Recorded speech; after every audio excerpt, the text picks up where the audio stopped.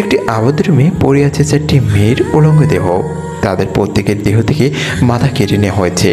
তাদের এই ভয়ানক মৃত্যু যে দেখবে সে তৎক্ষণাৎ অজ্ঞান হয়ে যাবে। কিন্তু সেখানে সেই 4টি লাশের সামনে একটি মেয়ে জোরে জোরে হাসছে। আমি তোমাকে কারো হতে দিব না, তুমি শুধু আমার আলমগীর, শুধু আমার। মেয়েটা পৈশাচিক হাসি দিয়ে বলল। অন্যদিকে আমি চাকরির ইন্টারভিউ দিয়ে বাসায় আসি।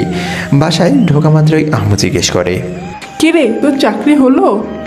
আমি আমার প্রশ্নের উত্তরে বলি, ইন্টারভিউ দিয়ে এসেছি, আমার মনে হয় হয়ে যাবে। আব্বু চেয়ারে বসে খবরের কাগজ পড়ছিল। কাগজটা মুড়িয়ে আমার উদ্দেশ্যে বলে, আমার এত বড় কোম্পানি থাকতে তুই কেন বাইরে চাকরি করতে চাস? আমি বুঝি না। আব্বু, আমি নিজের পায়ে দাঁড়াতে চাই, আমি নিজের দক্ষতায় কিছু করতে চাই। ভাইয়া তৎক্ষণাৎ এসে পড়ে। আব্বু, আলমগীরকে কিছু বলতে হবে না। আলমগীর এখনও তোমার ব্যবসা সামলাতে দক্ষ হয়নি, তুমি ওকে বরং কিছুটা সময় দাও। একমাত্র ভাইয়াই আমার ফিলিংস বোঝে। হয়েছে, যা এখন ফ্রেশ হয়ে খেতে আয়, তোর জন্য সবাই না খেয়ে বসে আছে। আম্মু, আমি অনেকবার বলছি আমার জন্য তোমরা না খেয়ে থেকো না, আমি কখন আসবো তার ঠিক নেই। তুই এখন গিয়ে ফ্রেশ হয়ে আয়। ঠিক আছে। আমি ফ্রেশ হতে গেলাম। আপনাদের তো আমার পরিচয় দেওয়া হয়নি, আমি আলমগীর হোসেন। আমরা 2 ভাই। আমার বড় ভাইয়ের নাম রাশেদুল ইসলাম রাশেদ। ভাইয়া আব্বুর ব্যবসা সামলায়। আমি মাস্টার্স কমপ্লিট করেছি, এখন নিজের দক্ষতায় কিছু একটা করতে চাই। কিন্তু আব্বু চাই আমি ভাইয়ার সাথে আব্বুর ব্যবসা সামলাই। ভাইয়া সবসময় আমাকে সাপোর্ট করে গেছে। এইটুকুই থাক আমার পরিচয়, ভবিষ্যতে আরও কিছু জানতে পারবেন। আমি লাঞ্চ করে টিভি চালু করি। টিভি চালু করতেই আমি অবাক হয়ে যাই, কারণ টিভিতে নিউজ দেখাচ্ছে আজকের ভয়ানক খবর হলো ঢাকার প্রধান সড়কে 4টি লাশ পাওয়া গেছে। লাশ পাওয়া দ্বিতীয় দিনের বিষয় হলেও এদের শরীরের কারোর মাথা নেই ছিল না, তাছাড়া তাদের শরীরে এক সুতা কাপড় অবশিষ্ট ছিল না। সবাই প্রথমে ধর্ষণের কেস মনে করলেও ফরেন্সিক্স রিপোর্ট অনুযায়ী তাদের কারোর সাথে ধর্ষণ হয়নি। আর তাদের ঘাড়ের ডান দিকে 2টো ফুটো রয়েছে। তারা রক্তশূন্যতায় মারা গেছে বলে জানা যায়। এই হলো তাদের আসল পরিচয়। আজকের মতো খবর এখানেই সমাপ্ত। আগামীতে লেটেস্ট নিউজ পেতেই আমাদের সাথেই থাকুন। আমি খবর দেখে যতটা না চমকেছি তার থেকে বেশি চমকেছি সেই 4 জন মেয়ের ছবি দেখে, কারণ এদের সবাইকেই আমি চিনি। আমি দ্রুত আমার বন্ধু রাহুলকে ফোন দেই। হ্যালো দোস্ত, তুই কই? তাড়াতাড়ি আমার বাসার পিছনে আড্ডাখানে চলে আয়। কিন্তু কেন? আর তোকে এরকম লাগছে কেন? রাহুল আমাকে জিজ্ঞাসা করলো। তুই আসলেই জানতে পারবি, এখন চল দ্রুত আয়। আমি আর আমার বাড়ির পিছনের দিকে আমার আড্ডাখানায় যাই। কিছুক্ষণের মধ্যেই রাহুল আসলো। আমাকে দেখা মাত্রই জিজ্ঞেস করে, তোর কি হয়েছে? এভাবে আমাকে কেন ডেকে আনলি? আজকের খবর দেখেছিস? না, কেন, কি হয়েছে? গতকাল আমরা যখন রাস্তায় বের হয়েছিলাম তখন কি তোর মনে আছে যে আমাকে একসাথে 4 জন মেয়ে প্রপোজ করেছিল? মনে না থাকার কি আছে? কলেজ লাইফ থেকে কত মেয়ে তোকে প্রপোজ করেছে তার কি হিসাব আছে? আরে সেই 4 জন মেয়ে আজকে খুন হয়েছে। পুরো লগ্ন হচ্ছে কিন্তু ধর্ষণ হয়নি। আবার তাদের শরীর থেকে তাদের মাথা আলাদা করা হয়েছে। তাদের ঘাড়ে 2টো ফুটো রয়েছে। আর তাদের মৃত্যুর আসল রহস্য হলো রক্তশূন্যতা। আমার কথা শুনে রাহুল বেহুশ হয়ে যায়। আমি রাহুলের মুখে পানি ছিটা ফোঁটা দেই। রাহুল ধীরে ধীরে চোখ খুলছে। রাহুলের চোখ খোলার পর আমার দিকে তাকিয়ে বলে, কি বললি তুই এটা? এভাবে কেউ কাউকে কি মারতে পারে? আমারও তো অবাক লাগছে। আর তাছাড়া আমার কেন জানি মনে হচ্ছে বারবার যে আমার উপর কেউ নজর রাখছে, কিন্তু আশেপাশে তাকালে কাউকে দেখি না। মনে হয় কোনো ইনভিজিবল পাওয়ার আমার উপর নজর রাখছে। তাহলে তোর উপর মনে হয় কোনো জিনপুরের নজর পড়েছে। আল্লাহ কেন তোকে হ্যান্ডসাম বানালো? এইসব কথা বাদ দে, চল বাইরে থেকে ঘুরে আসি, মন ভালো নেই এমনিতেই। আমি আর রাহুল রাস্তা দিয়ে হাঁটছি, কিন্তু কেন জানি বারবার মনে হচ্ছে আমাকে কেউ ফলো করছে। কিন্তু আমি পিছনে তাকালেই কাউকে দেখতে পাই না। পিছনের দিকে তাকিয়ে হাঁটতে হাঁটতে হঠাৎ একজনের সাথে ধাক্কা খাই। রাহুল আমাকে ধরে ওঠালো। আমি সামনে তাকিয়ে দেখি কয়েকজন লোক দাঁড়িয়ে আছে, আর যার সাথে ধাক্কা খেয়েছি সে মাটিতে পড়ে আছে। আই এম সরি ভাই, আসলে পিছনে তাকিয়ে হাঁটছিলাম তো তাই দেখতে পাইনি। কি রে, তোর চোখ কি পিছনে নাকি? পিছনে তাকিয়ে হাঁটবি কেন তুই? একজন আমাকে ধাক্কা দিয়ে কথাটা বলে। তারা মোট 6 জন। দেখেন ভাই, আমার ভুল হয়ে গেছে, কিন্তু এতে ধাক্কা দেওয়ার কি আছে? ধাক্কা দিলে কি করবি? নে, আবার ধাক্কা দিলাম। বলেই আবার ধাক্কা দিল। রাহুল তাদের সামনে চলে আসে। দেখেন ভাই, সে সে বলল তো তার ভুল হয়ে গেছে। আপনারা কেন একটা ছোট বিষয়কে বড় করার চেষ্টা করছেন? তারা রাহুলকেও ধাক্কা দিল। এবার আর আমি আমার মাথা ঠিক রাখতে পারলাম না, সোজা গিয়ে একজনের মুখেই ঘুষি মারি। বাকি 5 জন আমাকে ঘিরে ধরেছে, কিন্তু এরা তো আর জানে না যে আমি কলেজ লাইফে এদের বাপ ছিলাম। একে একে সবাইকে কুপকাত করে ফেললাম কিছুক্ষণের মধ্যে। প্রথমে একজনের পিঠে লাথি মারলাম, তারপর আরেকজনের বুকে ঘুষি, আরেকজনের 2 পায়ের মাঝ বরাবর একটা কিক পারলাম। বাকি 2 জনকেও ঘুষি আর লাথি দিয়ে হারিয়ে দিলাম। কিন্তু হঠাৎ কেউ একজন পিছে দিয়ে আমার মাথায় আঘাত করে আর আমি বেহুশ হয়ে যাই। আমার চোখ ধীরে ধীরে খুলছে। আশেপাশে পরিস্থিতি দেখে বুঝলাম এটা একটা হসপিটাল। আমার পাশেই রাহুল বসে আছে। আমার জ্ঞান ফিরেছে দেখে সে ডাক্তারকে ডেকে নিয়ে আসে। ডাক্তার কিছুক্ষণ রেস্ট নিতে বলল, তারপর আমি বাসায় যেতে পারবো। তোর জ্ঞান ফিরেছে দেখে আমি অনেক খুশি হয়েছি দোস্ত। আমি ভয় পেয়ে গিয়েছিলাম যখন তুই জ্ঞান হারিয়ে গেলি। তারা তোকে মেরেই ফেলতে চেয়েছিল, কিন্তু আমি তাদের পা ধরে ক্ষমা চাই আর তোকে এখানে নিয়ে আসি। ধন্যবাদ বলতাম, যদি না তুই তাদের পা ধরতি আমি মরে যেতাম, তবু অন্যায়ের কাছে মাথা নত করতাম না। তোর হিরোগিরি না সব জায়গায় চলে না। তোর কিছু হয়ে গেলে আমি আঙ্কেল আন্টি আর রাশেদ ভাইকে কি বলতাম তুই বল। আমি কিছু বললাম না। কিছুক্ষণ পর হসপিটাল থেকে বাসায় চলে যাই। আম্মু, আব্বু আর ভাইয়া আমাকে নিয়ে চিন্তিত হয়ে যায় আমার মাথায় ব্যান্ডেজ দেখে। আমিও তাদের মিথ্যা কথা বলে দিয়েছি যে আমি মাথায় চোট পেয়েছি, রাতে বিছানায় শুয়ে আছি। হঠাৎ মোবাইলে একটা মেসেজ আসে। মেসেজে লেখা আছে, কেমন আছো? বেশি ব্যথা পাওনি তো? আমি অবাক, কারণ আমার আঘাত পাওয়ার ব্যাপারে বেশি কেউ জানে না। আমি রিপ্লাই দিই, আমি ঠিক আছি, কিন্তু আপনি কে? আর আপনি আমার আঘাত পাওয়ার ব্যাপারে কিভাবে জানলেন? সে নম্বর থেকে রিপ্লাই আসে, আমি কি সেটা দ্রুতই জানতে পারবা। আর নিজের যত্ন নিও, এখন দ্রুত ঘুমাও, না হলে শরীর খারাপ হয়ে যাবে। আগামীকাল তোমার জন্য একটা সারপ্রাইজ আছে। আমি যেই মেসেজে রিপ্লাই দিব আমার হাত থেকে মোবাইল পড়ে যায়। আমি যখন মোবাইল তুলে মেসেজে রিপ্লাই দিব তখন আমার চোখ কপালে উঠে গেল, কারণ এতক্ষণ যা মেসেজ করেছি তা এখন আর নেই, আর সেই নম্বরটাও নেই। এ কী করে সম্ভব? আমি কি কোনো স্বপ্ন দেখছিলাম? না, এ কীভাবে সম্ভব? আমি এসব ভাবতে ভাবতে বেলকনিতে যাই। আজকে চাঁদ মনে হয় একটু বেশি আলো দিচ্ছে। হঠাৎ বাড়ির ছাদে ডানা ঝাপটার শব্দ শুনতে পাই। আমি যেই ওপরে তাকাবো আমি দেখি ছাদ থেকে একটা কালো অবয়ব আকাশে উড়ে যাচ্ছে। তার ডানা তার পিঠে, আকাশে উড়ে যাচ্ছে। প্রথমে অবয়ব মনে হলেও এখন চাঁদের আলোতে তার দেহের গঠন বুঝতে অসুবিধা হলো না। এই যে একজন মেয়ে তা আমার বোঝা হয়ে গেছে, তবে একটা মেয়ে কীভাবে উঠতে পারে? আজকে মনে হয় একটু বেশি হ্যালুসিনেশন হয়ে যাচ্ছে। আজকে সারাদিন আমার সাথে আজব আজব ঘটনা ঘটছে। না, এখন আমার ঘুমানো দরকার। আমি নিজেই নিজেকে কথাটা বলে ঘুমাতে চলে যাই। পরের দিন সকালে সূর্যের তেজ রশ্মি জানালা ভেদ করে আমার চোখে পড়ল। ফলাফলস্বরূপ আমার স্বাদের ঘুম ভেঙে গেল। আমি ফ্রেশ হয়ে ডাইনিং রুমে যাই। আগেই বলে দিই আমাদের বাড়িটা দোতলা। দোতলায় আমি ঘুমাই। আমরা যেই নাস্তা খাওয়া শুরু করব তখনই বাইরে চেঁচামেচির আওয়াজ শুনতে পাই।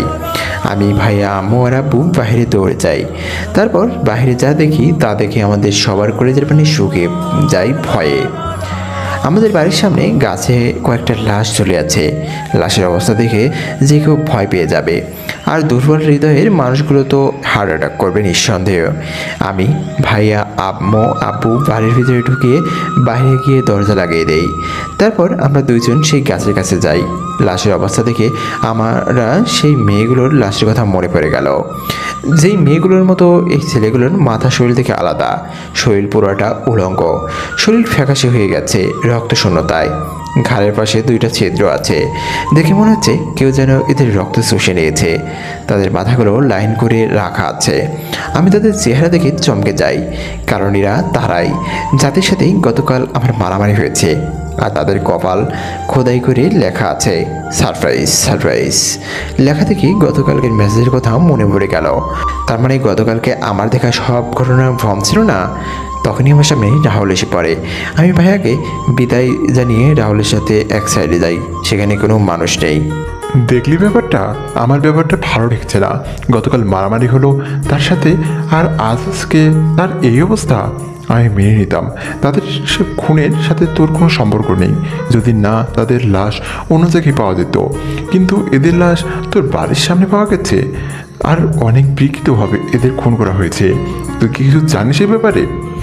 আমি রাহুলকে গতকাল রাতের রহস্যময়ী মেসেজের কথা বলে দেই, কিন্তু সেই ডানাওয়ালা মেয়ের কথা গোপন রাখি, কারণ সেই মেয়ের ব্যাপার কি ভ্রম নাকি সত্যি আমি চাই না। রাহুল সেই মেসেজের কথা শুনে বলে, আমার মনে হয় তুই তোর ক্লান্ত শরীরের জন্য ভুলভাল দেখেছিলি। না, আমি ভুল দেখিনি, আমিও ভ্রম মনে করেছিলাম, কিন্তু মেসেজের সারপ্রাইজের সাথে আর লাশগুলোর কপালে সারপ্রাইজ লেখা কাকতালীয় কখনো হবে না। আর আমি শিওর যে এই মেয়েগুলোকেও ওই একই খুনি মেরেছে, কারণ তাদেরও এরকমভাবে মৃত্যু হয়েছিল আর তারাও আমার সাথে কোনো না কোনোভাবে জড়িত। আমার কথা শুনে রাহুল কিছুক্ষণ চুপ করে থাকে, তারপর সে আমার দিকে তাকিয়ে বলে, এই খুনে যে হোক না কেন সে একটা সাইকো, আর সে তোকে প্রোটেক্ট করছে। আমার মনে হয় এই অজ্ঞাত খুনি তোর গায়ে ফুলের টোকা ভরতে দেবে না, কিন্তু মেয়েগুলোকে কেন মারলো? তোকে প্রপোজ করেছে বলে? তাহলে তো শতভাগ নিশ্চিত যে এই খুন একটা মেয়ে করেছে, আর সে তোকে পাগলির মতো ভালোবাসে, কিন্তু তার পাগলামি লিমিট পার হয়ে গেছে। কিন্তু এই মেয়ে কে যে আমাকে ছায়কর মতো ভালোবাসে আর কোথায় কোথায় খুন করে? আমি আর রাহুল ভাবতে লাগলাম। তখনই আমাদের কিছু একটা মনে পড়ে গেল। আমরা দুজনে একসাথে বলে উঠি, সাবিয়া। কিন্তু সাবিয়া তো তোর লাইফ থেকে অনেক আগে চলে গেছে, সে ফিরে এলো নাকি? আমি কিছু জানি না দোস্ত, কিন্তু এত বড় কাজ সেই সাইকো মেয়ের দ্বারাই সম্ভব। না না না, সাবিয়া আমার লাইফে কাম ব্যাক করতে পারে না। সে ফিরে আসলে আমার জীবন আগের মতো তেরা হয়ে যাবে। আমি পায়চারি করছি রাস্তা দিয়ে, আর অনেক উত্তেজিত হয়ে গেছি। আমি হাঁটতে হাঁটতে রাস্তার মাঝখানে এসে গেছি। আমি নিজেই যাই না, রাহুল অন্যদিকে তাকিয়ে আছে। হঠাৎ একটা দ্রুতগামী ট্রাক আমার দিকে আসতে লাগলো। আমি কিছু বোঝার আগেই ট্রাক আমাকে উড়িয়ে দেওয়ার জন্য এসে পড়ে। আমি সিটকার দিয়ে চোখ বন্ধ করে ফেলি। রাহুল নিজের চোখ বন্ধ করে ফেললো, কিন্তু যখন আমি চোখ খুলি তখন নিজেকে অক্ষত অবস্থায় দেখি। আমার কিছুই হয়নি। আমি সামনে তাকিয়ে দেখি আমার সামনে ট্রাকটা নেই। রাহুল আমার কাছে দৌড়ে আসে। দোস্ত, তোর কিছু হয়নি তো? না, আমার কিছুই হয়নি, কিন্তু আমি বাঁচলাম কীভাবে? আমি চোখ বন্ধ করার পর আমার 2 সেকেন্ডের জন্য মনে হয়েছিল যে আমি আকাশে উঠছি আর আমাকে ওড়াচ্ছে 2টা শীতল হাত। রাহুল কিছু বলতে যাবে, তখনই আমার মোবাইলে মেসেজ আসে সেই নম্বর থেকে। আমি রাহুলকেও মেসেজ দেখাই। মেসেজে লেখা আছে, সাবধানে চলাফেরা করতে পারো না? আজ আমি না থাকলে কি যে হতো। আর আমার কথা এত ভাবার দরকার নেই, সময় হলে আমি নিজেই দেখা করব তোমার সাথে। মেসেজ পড়ে আমাদের দুইজনের কলিজায় পানি শুকিয়ে যায় ভয়ের কারণে। পরক্ষণেই মেসেজটা ডিলিট হয়ে গেল অটোমেটিক। তা দেখে আমাদের চোখ ছানাবড়া হয়ে গেল। দোস্ত, মেসেজ পড়ে বোঝা গেল এটা সাবিয়াই, কিন্তু তোর সাথে যা অলৌকিক ঘটনা ঘটছে তার ব্যাখ্যা কোথায় পাবো? আর সাবিয়া কোথায় তা আমরা কেউ চাই না। 1 মিনিট, সাবিয়া মনে ভূত হয়ে ফিরে আসেনি তো? কি আবল তাবল কথা বলছিস? এমনিতেই ভয় পেয়ে আছি, আর তার উপর ভয় দেখাস? ছাবি আমার লাইফে আসলেও আমি অ্যাকসেপ্ট করব না তাকে। এটা তুই ভালো করে জানোস। আর অলৌকিক ব্যাপারগুলো আমি বুঝে নিব। তুই প্লিজ কাউকে বলিস না আমার সাথে ঘটনা ঘটে যাওয়াগুলো। আর তুই ভালো হুজুরের খোঁজ কর, আমি এইসব থেকে মুক্তি চাই। রাহুল মাথা নেড়ে চলে গেল। আমিও বাসায় চলে যাই। একটু আগে পুলিশ এসে লাশগুলো নিয়ে যায়। আম্মু অনেক ভয় পেয়ে গেছে। ভাইয়া আপুকে নিয়ে অফিসে চলে গেছে। আমি সারাদিন রুমে বসে বসে ভাবছি যে সাবিয়া কি সত্যি ফিরে এসেছে নাকি এটা অন্য কেউ। কিন্তু সে যেই হোক না কেন, সে আমার প্রতিটা পদক্ষেপ জানে আর প্রতিটা কথাও শুনতে পায়। সে আমার উপর নজর রাখছে, কিন্তু আমি তাকে দেখতে পাচ্ছি না। সব থেকে বড় কথা হলো তার কাছে অবশ্যই সুপার ন্যাচারাল পাওয়ার আছে। রাতে রাহুল ফোন দিয়ে জানিয়ে দিল যে সে এমন একজনের খোঁজ পেয়েছে যে সুপার ন্যাচারাল পাওয়ার নিয়ে কাজ করে। আমি রাহুলকে বলে দেই যে আগামীকাল আমরা তার কাছে যাব। আমি বিছানায় গা হেলিয়ে দেই। আজকে অনেকদিন পর সাবির কথা মনে পড়লো। আজকে না চাইতেই সাবিয়ার চিঠি আমার চোখের সামনে ভেসে আসলো। সত্যি বলতে সাবিয়ার চিঠিতে যে শুধু প্যারা নামক স্মৃতি আছে তা নয়, আমাদের একসাথে কাটানো অনেক মধুর স্মৃতিও আছে। আমি চোখ বন্ধ করে ফেলি আর মনে করতে থাকি সেই পুরনো স্মৃতি। আজকে আমাদের ভার্সিটি লাইফের প্রথম দিন। আমি আর রাহুল সেই ছোটোবেলা থেকে বন্ধু। আমাদের মাঝে কত বন্ধুবান্ধব আসলো, কিন্তু আমাদের দুজনের বন্ধুত্ব কোনো ফাটল ধরেনি।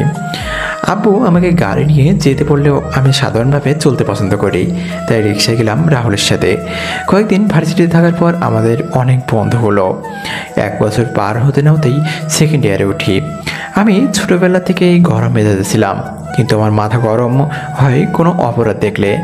এই কারণেই ভার্সিটির সিনিয়র জুনিয়র সবাই আমাকে ভয় ও সম্মান করতো। তারপর ঘনিয়ে হলো সেই দিন। যেদিকে আমি চাইলেও ভুলতে পারবো না। আমিও আমাদের বন্ধুরা ভার্সিটির ক্যান্টিনেই বসে আড্ডা দিচ্ছি। এমন সময় আমাদের রাহুল দৌড়ে আমাদের কাছে আসে। কিরে, তুই এভাবে হাঁপাচ্ছিস কেন? কি হয়েছে তোর? দোস্ত, আমি শুনে আসলাম একজন নতুন স্টুডেন্টকে আমাদের ভার্সিটির সিনিয়রদের মারছে। কি? কার ধরো সাহস যে এই ভার্সিটিতে এসে সিনিয়রদের গায়ে হাত তোলে? চল তো আমার সাথে। আমরা সবাই ব্যাট এবং হকি স্টিক নিয়ে নিলাম। আমার হাতে আছে একটা হকি স্টিক। সবাই ভার্সিটির মাঠে গেলাম। সবাই ভিড় পাকিয়ে কি যেন দেখছে। আমরা সবাই ভিড় ঠেলে ভিতরে যাই। তারপর আমরা যা দেখলাম তা সত্যি অবিশ্বাস্য। কারণ একটা মেয়ে ভার্সিটি ওয়াকারের সিনিয়রদের মেরে অবস্থা খারাপ করে দিয়েছে। সবাই এখন কান ধরে উঠবোস করছে। মেয়েটার মায়াবী মুখ দেখে আমার হাত থেকে হকি স্টিক পড়ে গেল। আমি বন্ধুদের ওখানেই থামতে বললাম। আমি এগিয়ে যাচ্ছি মেয়েটার দিকে। আমি মেয়েটার মায়াবী চোখের নেশায় ডুবে গেছি। মেয়েটা আমাকে তার দিকে আসতে দেখে আমার দিকে আক্রমণাত্মকভাবে দাঁড়ালো। আমি এখনও এক ঘোরের মধ্যে আছি। মেয়েটা যেই আমাকে আঘাত করবে সে থেমে গেল। কিছুক্ষণ আমার চেহারার দিকে তাকিয়ে থাকলো। তারপর তার মুখে একটা প্রশান্তির ছাপ নামলো। মেয়েটা আমার সামনেই হাত নাড়লো। তাতে আমার ঘোর ভেঙে যায়। আমার ভাবনার ছেদ ঘটে যখন আমার রুমের ব্যালকনিতে কিছুর আওয়াজ শোনা গেল।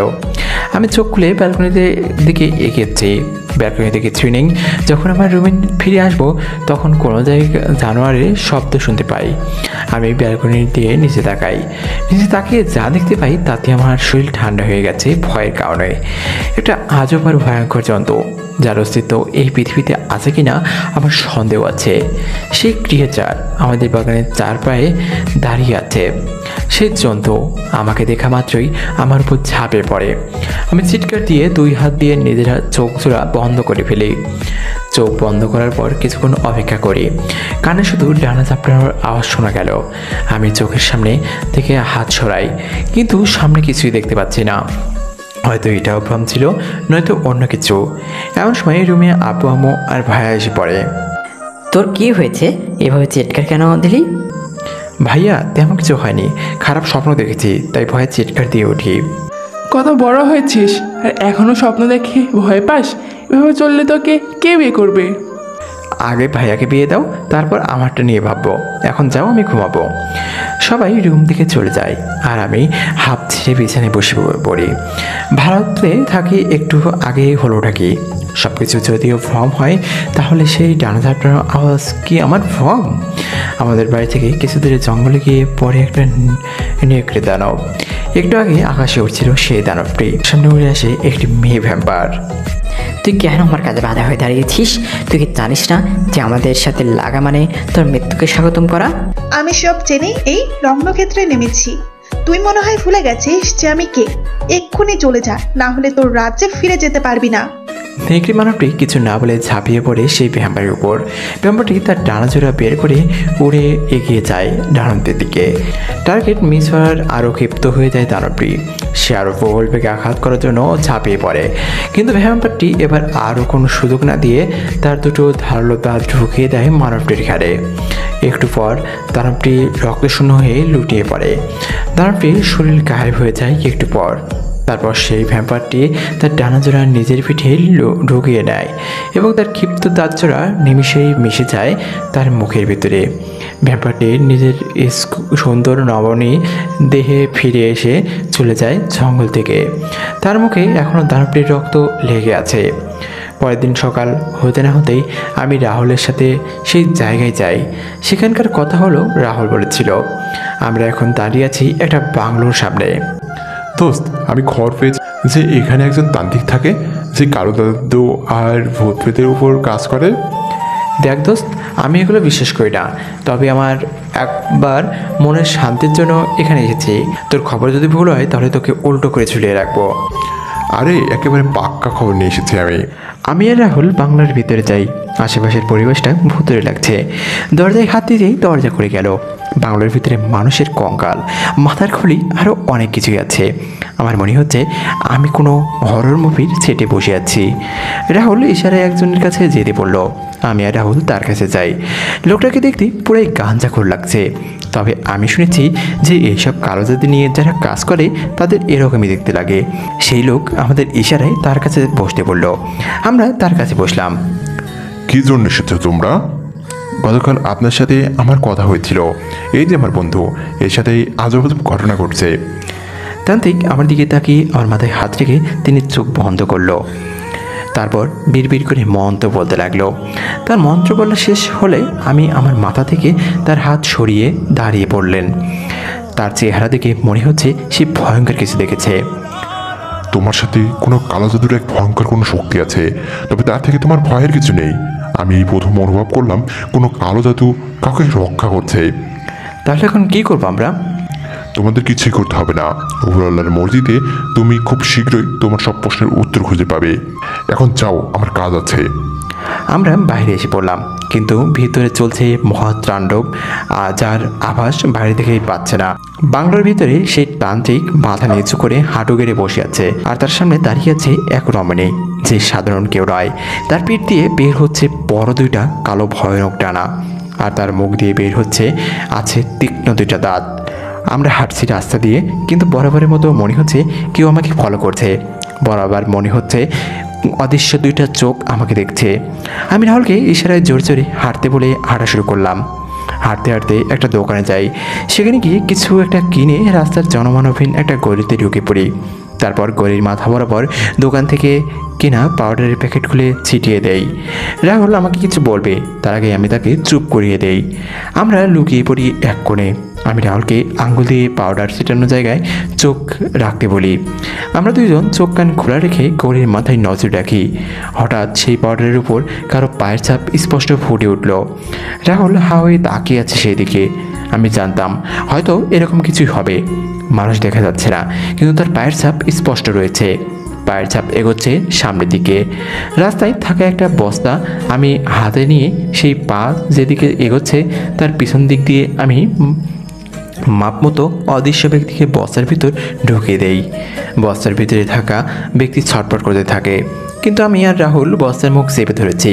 বস্তার ভিতরে যেই থাকুক না কেন, আজ আমার থেকে পালাতে পারবে না। অনেক জ্বালিয়েছে আমাকে। আর না, রাহুল চল আমাদের আড্ডাখানায় নিয়ে যাই একে, তারপরে দেখা যাবে বিষয়টা। আমার কথা শুনে বস্তার ভিতরে থাকা ব্যক্তি হাত পা ছোড়াছুড়ি বন্ধ করলো। আমরা তাকে নিয়ে যাচ্ছি। আমার ভয় লাগছে, কারণ বস্তার ভিতরে থাকা ব্যক্তি নিঃশব্দ হয়ে গেছে। আমরা বস্তা টেনে আমাদের আড্ডাখানায় নিয়ে আসি। তারপর আড্ডাখানার দরজা লক করে দেই, যাতে ভিতরে যেই থাকুক না কেন সে যেন না পালাতে পারে। রাহুল একটা লোহার পাইপ হাতে নিয়ে দাঁড়িয়ে আছে বস্তার পিছনে। আমি ইশারায় বলে দিলাম যে আমি এখন বস্তার মুখ খুলবো, তাই যেন সতর্ক থাকে। আমি বস্তার মুখ ধীরে ধীরে খুলছি। বাঁধন খুলে দেওয়ার পর আমি সাথে সাথে দূরে সরে গেলাম। বস্তা থেকে দুইটা হাত বের হলো। প্রথমে হাত দেখে যে কেউ বলে দিতে পারবে এটা একটা মেয়ে ভিতরে বসে আছে। তারপর সে তার মাথা বের করলো ধীরে ধীরে। সে পুরো বের হওয়ার পর আমি নিজের জায়গায় স্থির হয়ে দাঁড়িয়ে রইলাম, কারণ আমার সামনে দিয়ে দাঁড়িয়ে আছে সে আমার অনেক চেনা একজন মানুষ, যার সাথে আমি কাটিয়েছি অনেক মাস, কাটিয়েছি আমার জীবনের সেরা মুহূর্তগুলো। সে আর কেউ নয়, বরং আমার এক্স সাবিয়া। সাবিয়াও আমার দিকে এক নজরে তাকিয়ে আছে। রাহুল সাবিয়ার পিছনে থাকায় সে সাবিয়ার মুখ দেখতে পারছে না, তাই সে সাবিয়ার সামনে এসে চমকে গেল। সে এখন কী করবে কিছুই বুঝতে পারছে না, তাই সে লোহার পাইপ ফেলে দিয়ে বাইরে চলে গেল, কারণ সে জানে সেখানে তার কোনো কাজ নেই। আমরা দুজন দুজনের দিকে ঠিক সেইভাবে তাকিয়ে আছি যেভাবে আমাদের প্রথম দিন দেখা হওয়ার তাকিয়েছিলাম। ফিরে গেলাম সেই পুরনো আগের স্মৃতিতে, অতীত। সেদিন আমি আর সাবিয়া একে অপরের দিকে তাকিয়ে যাচ্ছি। রাহুল আমাকে ধাক্কা দিয়ে আমার ঘোর ভাঙালো। আপনি আমাদের কলেজে সিনিয়রদের এভাবে কেন শাস্তি দিয়ে দিলেন? র্যাগিং করেছে তাই শাস্তি দিয়েছি। একটা মেয়ের সাথে অসভ্যতাম করলে কি ফল হয় তার একটা ট্রেলার দেখালাম। আপনার আর কিছুই করতে হবে না, বাকি কাজ আমরা দেখে নিব। তা আপনার নাম কি জানতে পারি? আমার নাম আলমগীর হোসেন। আর আপনার? আমার নাম Sabiya Yasmin. Nice to meet you. Same to you. এই বলে আমরা সেই বখাটে সিনিয়রদের প্রিন্সিপালের রুমে নিয়ে গেলাম। রাতে শুয়ে আছি, কিন্তু কেন জানি আমার চোখের সামনে সাবিয়ার চেহারা ফুটে উঠছে। আমার কেন জানি মনে হচ্ছে আমি সাবিয়াকে অনেক আগে থেকে চিনি। এমন সময় ফোনে একটা মেসেজ আসলো। কেমন আছো বাবু?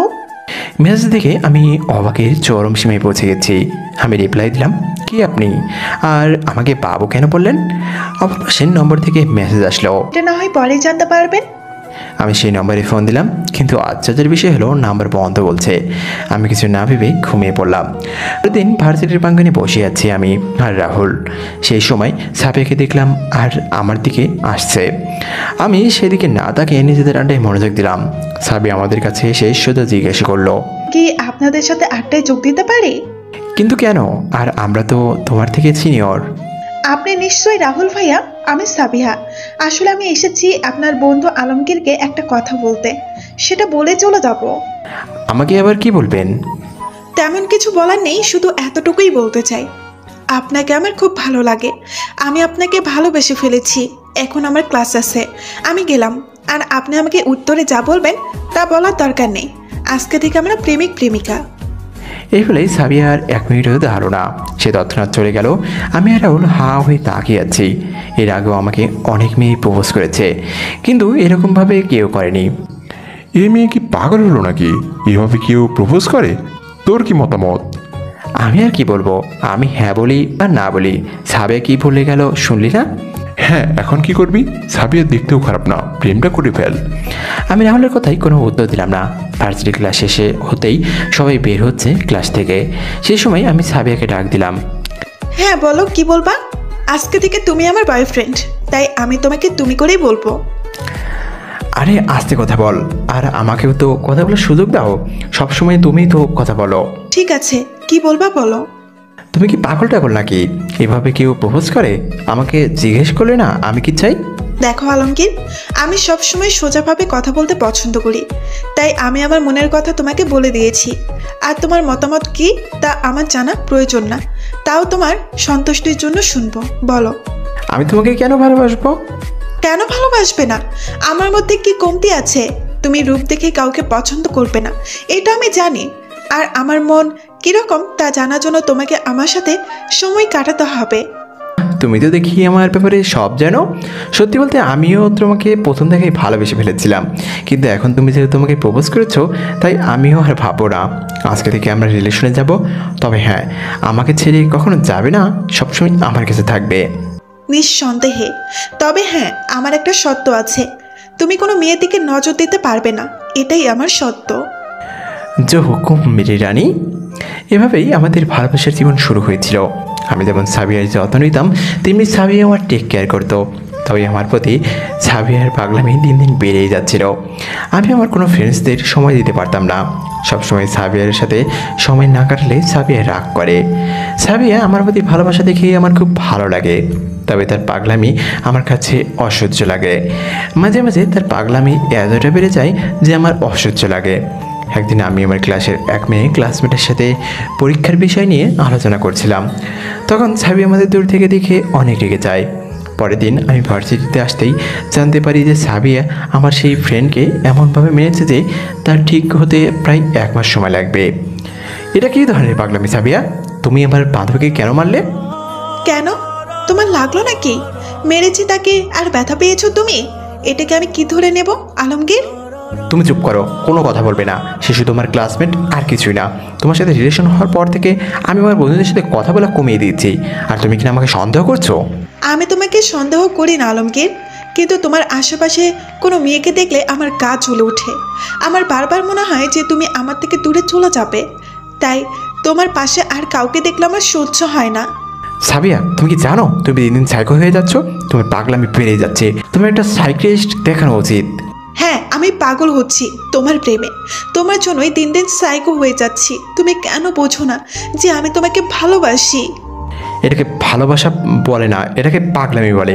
তুমি যদি এরকম করতে থাকো তাহলে আমার সাথে তোমার সব সম্পর্ক শেষ হয়ে যাবে। আমার কথার উত্তরে সাবিয়া আর কিছুই বললো না।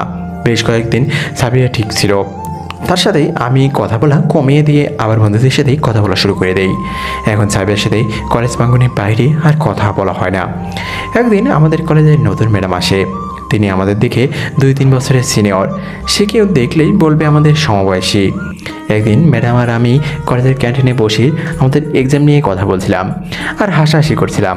তখন কোথা থেকে সাবিয়া এসে ম্যাডামকে ঠাস করে থাপ্পড় মারে আর আমাকে সবার সামনে লিপ কিস করে। আমি সাবিয়াকে আমার থেকে ছাড়িয়ে সাবিয়াকে ঠাস করে থাপ্পড় মারি। সাবিয়া গালে হাত দিয়ে আমার দিকে তাকিয়ে আছে, কারণ সে স্বপ্নেও ভাবতে পারেনি যে আমি তার গায়ে হাত তুলবো। আলমগীর, তুমি আমার গায়ে হাত তুলতে পারলে? চুপ, কোনো কথা বলবে না আর। এতদিন অনেক পাগলামি সহ্য করেছি, কিন্তু আর না। আজকে তুই আমাদের টিচারের গায়ে হাত তুললি, তোর জন্য আর কত থেকে অপমানিত হতে হবে বলতো। আজকের থেকে তোরা আমার মধ্যে সব শেষ। আমাদের সম্পর্কের ভাঙন এখানেই হলো। আমার সাথে যোগাযোগ করার সাহসও করবি না। আমি এই বলে চলে গেলাম কলেজ থেকে। সেদিন সাবিয়ার সাথে আমার শেষ দেখা ছিল। আমি সেদিন সাবিয়ার গায়ে হাত তুলি। সেদিন রাতে আমি অনেক কাঁদি, কারণ আমি সাবিয়াকে নিজের প্রাণের চেয়েও ভালোবাসতাম। সেদিনের পর থেকে আমার সাথে সাবিয়ার আর দেখা হয়নি। আমি জানতে পারি সাবিয়া অন্য ভার্সিটিতে ট্রান্সফার নিয়েছে। আমি আর তার ব্যাপারে মাথা ঘামাইনি। প্রায় 3 বছর পর সাবিয়ার সাথে আমার দেখা হলো। আজকে তাও আবার ভূত দূরে ভাবে। আমার দিকে এভাবে কি দেখছো? আমার লজ্জা লাগে না বুঝি? সাবিয়ার কথাই আমার ঘোর ভাঙলো। এখনো সাবিয়া আগের মতোই আছে। তুমি এখানে কি করছো? আর তুমি কি আমাকে এতদিন ধরে ফলো করছো? ফলো করলেও অদৃশ্য কীভাবে হলে? প্লিজ আবার বললো না যে তুমি সেদিন আত্মহত্যাকারী ভূত হয়ে ফিরে এসেছো। ওহ, শাট আপ আলমগীর। আমি কেন সুইসাইড করব? আর এত প্রশ্ন একসাথে করলে কিভাবে হবে? এতদিন পর আমাদের দেখা হলো, আমরা কিনা ভালোবাসার কথা বলবো না? তুমি এইসব প্রশ্ন করছো? চুপ করো তুমি। তুমি এখনও সেই সাইকোর হয়ে গেছো। 1 মিনিট, তুমি কি সেই 4 জন মেয়ে আর সেই ছেলেগুলোকে মেরেছো? সাবিয়া আমার প্রশ্নে জোরে জোরে হাসতে লাগে, আর হাসিটা এতটাই ভয়ঙ্কর শোনাচ্ছে যে আমার শরীরে লোম দাঁড়িয়ে যাচ্ছে।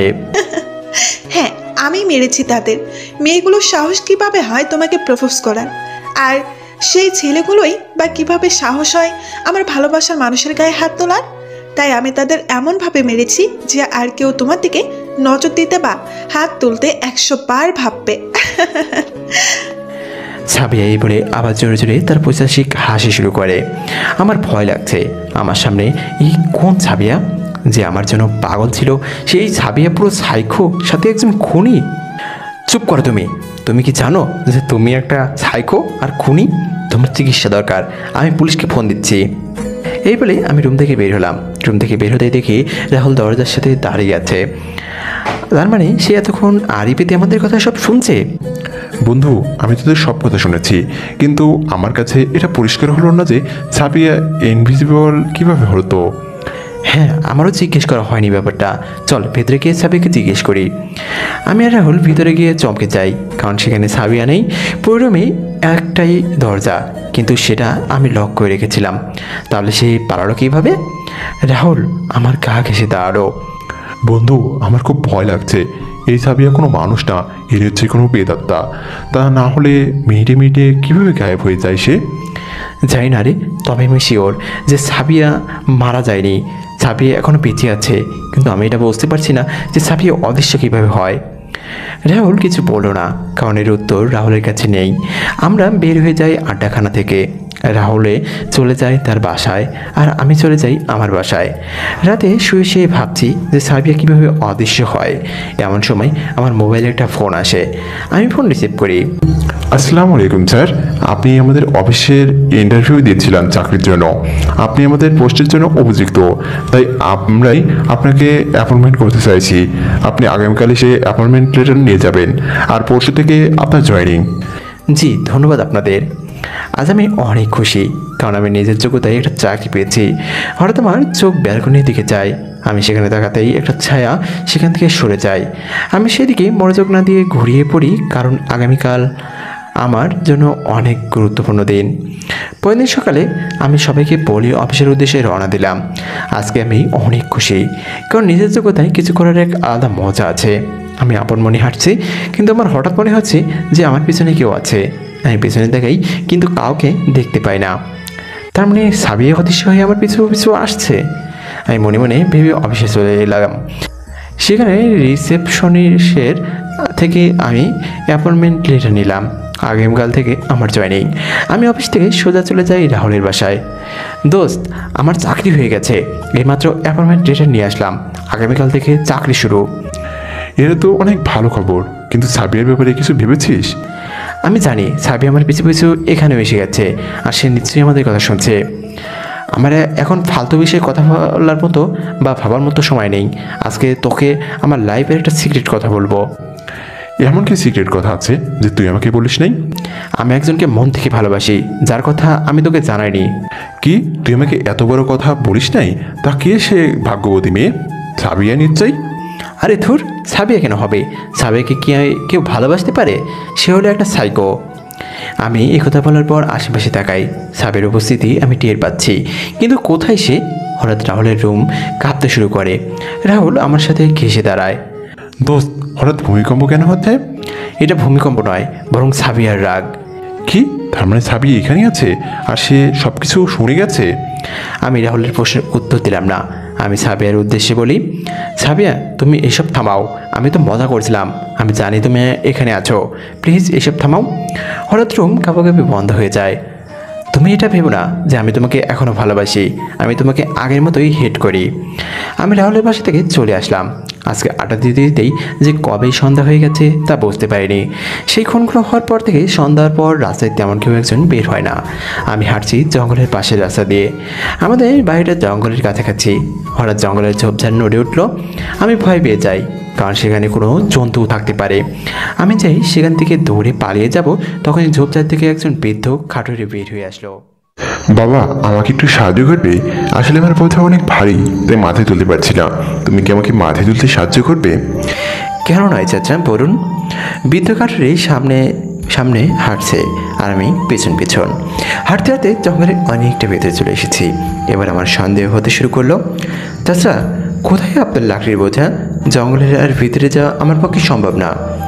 আমার কথাই কাঠুরে থেমে গেল। আর যাওয়ার প্রয়োজন নেই, এখানেই আমি আমার কাজ শেষ করতে পারবো। মানে? কাঠুরি আমার দিকে তাকালো। কাঠুরের চোখ জোড়া দেখে আমি প্রচণ্ড ভয় পেয়ে যাই, কারণ কাঠুরের চোখ জোড়া লাল হয়ে আছে, চোখ থেকে যেন আগুনের ফুলকে উঠছে। কাঠুরে আমার দিকে হিংস্রতার দৃষ্টিতে তাকিয়ে আছে। হঠাৎ কাঠুরের গায়ের চামড়া ফাটল ধরতে লাগলো। দেখতে দেখতে কাঠুরের একটি বিশাল আকৃতির নেকড়ে দানবে রূপান্তর হয়ে গেল। আমি দৃশ্য দেখে আর দাঁড়িয়ে থাকতে পারলাম না। সেখানেই আমার চেতনা অবশ হয়ে গেল। আমি জ্ঞান হারিয়ে ফেললাম। হিংস্র দানবটি এক লাফ দিয়ে আমার দিকে এগিয়ে এলো। দানবটি যেই আমাকে আঘাত করবে, তখনই আকাশে ডানা ঝাপটানোর আওয়াজ শোনা গেল। নেকড়ে দানবটির সামনে উড়ে এলো একজন বিশাল আকৃতির ভ্যাম্পার। সেই ভ্যাম্পারটি কোনো সাধারণ ভ্যাম্পার ছিল না। আমার সামনে থেকে সরে যা, নাহলে তোকে আমার খাবার হিসেবে গ্রহণ করতে দেরি হবে না। আমি ভ্যাম্পায়ার রাজ্যের রাজকুমারী সাবিহা, আর তুই হলি নেকড়ে রাজ্যের নিকৃষ্ট প্রাণী। আমরা তোদের বরাবরই ওয়ার্নিং দিয়েছি যে আলমগীরের থেকে দূরে থাকতে, কিন্তু না, তোরা দূরে থাকলি না। এবার আমার হাতে তোর মৃত্যু হবে, যেভাবে তোর আগের সাথীদের মেরেছি। নেকড়ে দানবটি সাবির উপর হামলা করে, কিন্তু তার আগে সাবির হাতে একটা তলোয়ার এসে পড়ে, যা দিয়ে সাবি এসে নেকড়ে দানবটিকে হত্যা করে। আগের মতোই নেকড়ে দানবটির লাশ গায়েব হয়ে গেল। সাবির স্বাভাবিক রূপে আসলো। তারপর তার পিঠ থেকে জোরে ডানা বের করে আমাকে কোলে করে আমার বাসায় নিয়ে যায়। ব্যালকনি দিয়ে ঢুকে আমাকে বিছানায় শুয়ে দিল। আমার তখনও জ্ঞান ফেরেনি। সাবি আমার দিকে এখনই তাকিয়ে আছে। কতদিন হলো আমরা একসাথে সময় কাটাই না। সময় হয়ে এসেছে আমাদের একসাথে সময় কাটানোর। এখন আমাকে যেতে হবে, কিন্তু আবারও আসবো। এই কথা বলে সাবি আমার ঠোঁট জোড়ে চুম্বন রেখে দিল। তারপর তার ডানা জোড়া মিলে উড়ে চলে গেল। নেকড়ে রাজ্যের রাজা ও প্রজারা বসে আলোচনা করছে। সেখানে সবাই অশুভ শক্তির পুজো করে, তাই তারা নিজেরাই এখন অশুভ শক্তিতে পরিণত হয়ে গেছে।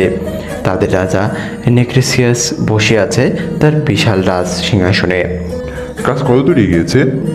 নেক্রেসিয়াসের প্রশ্নের উত্তর দিতে এগিয়ে এলো তাদের সেনাপতি। মহারাজ, আমরা যতবারই আলমগীরের উপর আক্রমণ করেছি, ততবারই ভ্যাম্পার কিংডমের প্রিন্সেস সাবি আমাদেরকে বাধা দিয়েছে। সে আলমগীরকে রক্ষা করেছে। নেক্রেসিয়াস প্রচণ্ড রেগে যায়। আমাদের এভাবে বসে থাকলে চলবে না। এই মহাবিশ্বে আমাদের আধিপত্য স্থাপন করতে হলে আলমগীরকে আমাদের ধরে আনতেই হবে, আর না হলে তাকে খতম করে দিতে হবে, যাতে সে ভবিষ্যতে আমাদের কাছে বাধা না দিতে পারে। এবার আমি নিজে যাবো আলমগীরকে মারতে, আর এবার যদি কেউ আমাকে বাধা দিতে আসে, তাহলে আমার হাত থেকে কেউ বাঁচতে পারবে না। সেনাপতি অদৃশ্য হয়ে গেল সবার সামনে থেকে। অন্যদিকে ভ্যাম্পায়ার রাজ্যের রাজসভায় সিংহাসনে বসে আছে ভ্যাম্পায়ার কিং হ্যারিস, আর তার সামনে দাঁড়িয়ে আছে আর তার কন্যা সাবিয়া। হ্যারিস সাবিয়ার উদ্দেশ্যে বলল, কি খবর সেদিকের? খবর ভালো না বাবা। নেকড়ে রাজ্য থেকে প্রতিদিন নেকড়ে দানব এসে আলমগীরের উপর হামলা করছে। এভাবে বেশি দিন তাদের আটকানো যাবে না। সাবিয়া তার বাবার প্রশ্নের উত্তরে কথাটি বলে। এভাবে আর বেশি দিন চলবে না। আলমগীরকে দ্রুত তার শক্তি সম্পর্কে অবগত করতে হবে, তার ভিতরে সত্তাগুলোকে জাগাতে হবে। যদি তার আগে নেকড়ে রাজ্যের অশুভ শক্তিরা তার উপর আক্রমণ করে, তাহলে আলমগীর নিজেকে সুরক্ষিত করতে পারবে না। আলমগীরকে যত দ্রুত সম্ভব তত দ্রুত তার শক্তিকে জাগাতে হবে। সাবিয়া তার বাবার কথায় মনোযোগ দিয়ে শোনে। তারপর সে তার ডানা মেলে উড়ে চলে যায় পৃথিবীর দিকে। সকালবেলায় আমার ঘুম ভাঙলো। আমি আশেপাশে তাকাতেই বুঝলাম যে আমি আমার রুমেই আছি। গতকালকের কথা মনে পড়তেই মাথা ব্যথা শুরু হলো। আস্তে আস্তে গতকালকের ঘটনা মনে পড়ে গেল আমার।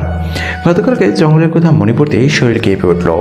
তার মানে সেদিনের ব্যালকনিতে দেখা আজব জন্তুগুলো আমার কল্পনা ছিল না, সত্যি ছিল। তাহলে সেই দিন আমার উপর হামলা করলো না কেন? আর গতকাল আমি কীভাবে বেঁচে গেলাম সেই হামলা থেকে? আমি মনে মনে কথাগুলো ভাবলাম। তারপর ফ্রেশ হয়ে অফিসের উদ্দেশ্যে রওনা দিলাম। আজকে আমার প্রথম দিন, তাই আগে বসের চেম্বারে যাই। বসের অনুমতি নিয়ে কেবিনে গেলাম। আজকে যেহেতু আমার প্রথম দিন, তাই আপনারা একজন সহকর্মীর দরকার। আপনি যেহেতু সিনিয়র পোস্টের জন্য কোয়ালিফাই হয়েছেন, তাই জুনিয়র আর অভিজ্ঞতা একজনকে আপনার প্রিয় বানানো উচিত। কথাটি বলে বস একজনকে ফোন করলো। কিছুক্ষণ পর একটা মেয়ে বসের কেবিনে আসলো। মেয়েটিকে দেখে আমি আশ্চর্য হলাম, কারণ এ আমার ব্যাচমেট ছিল কলেজের। নিশা, এ হলো আলমগীর। আজকে থেকে তুমি আলমগীরকে অ্যাসিস্ট করবে। সে নতুন, তাই সব কিছু দেখিয়ে দিবে। এখন যাও। আমি আর নিশা বসার কেবিন থেকে বের হলাম। তা মিস্টার আলমগীর, অনেক দিন পর আমাদের দেখা হলো, কিন্তু তুমি এতদিন চাকরিতে কেন জয়েন করনি?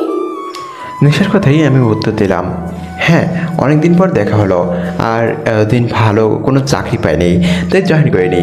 এখন কি আমাকে কাজ বোঝাবা নাকি কথা বলেই যাবা? আমার কথাই নিশা হেসে দিল। নিশা আমাকে কাজ দেখিয়ে দিচ্ছে। আমরা কাজের মধ্যে হাসাহাসি করছি, যা এক অদৃশ্য শক্তির সহ্য হচ্ছে না।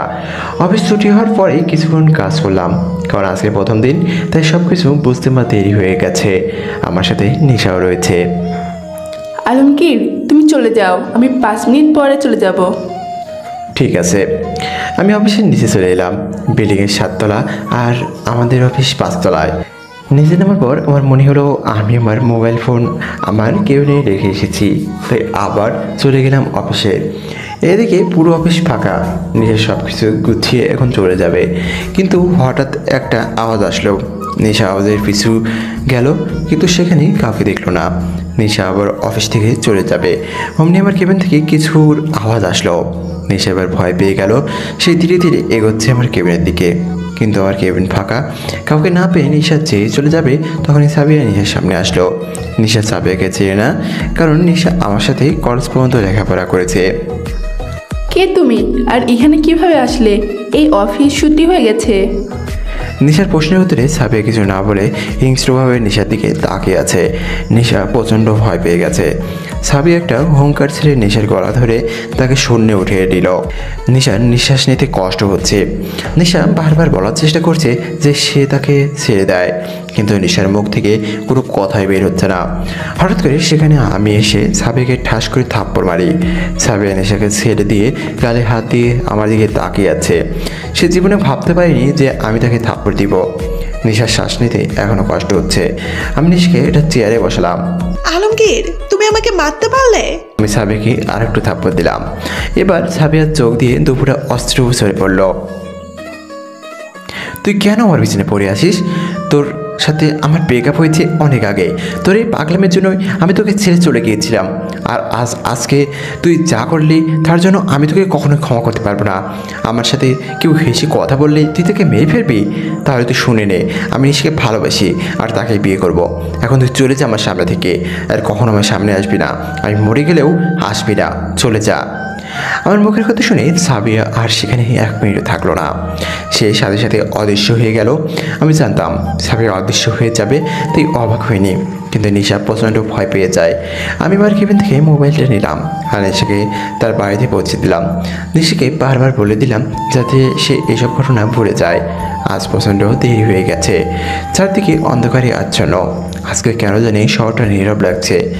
আজকে প্রথম আমি সাবিয়াকে মারলাম, আর নিজেরও খারাপ লাগছে যে সাবিয়াকে আমি নিজের জীবনের চেয়েও বেশি ভালোবাসতাম, তাকে তার গায়ে আমি হাত তুলেছি।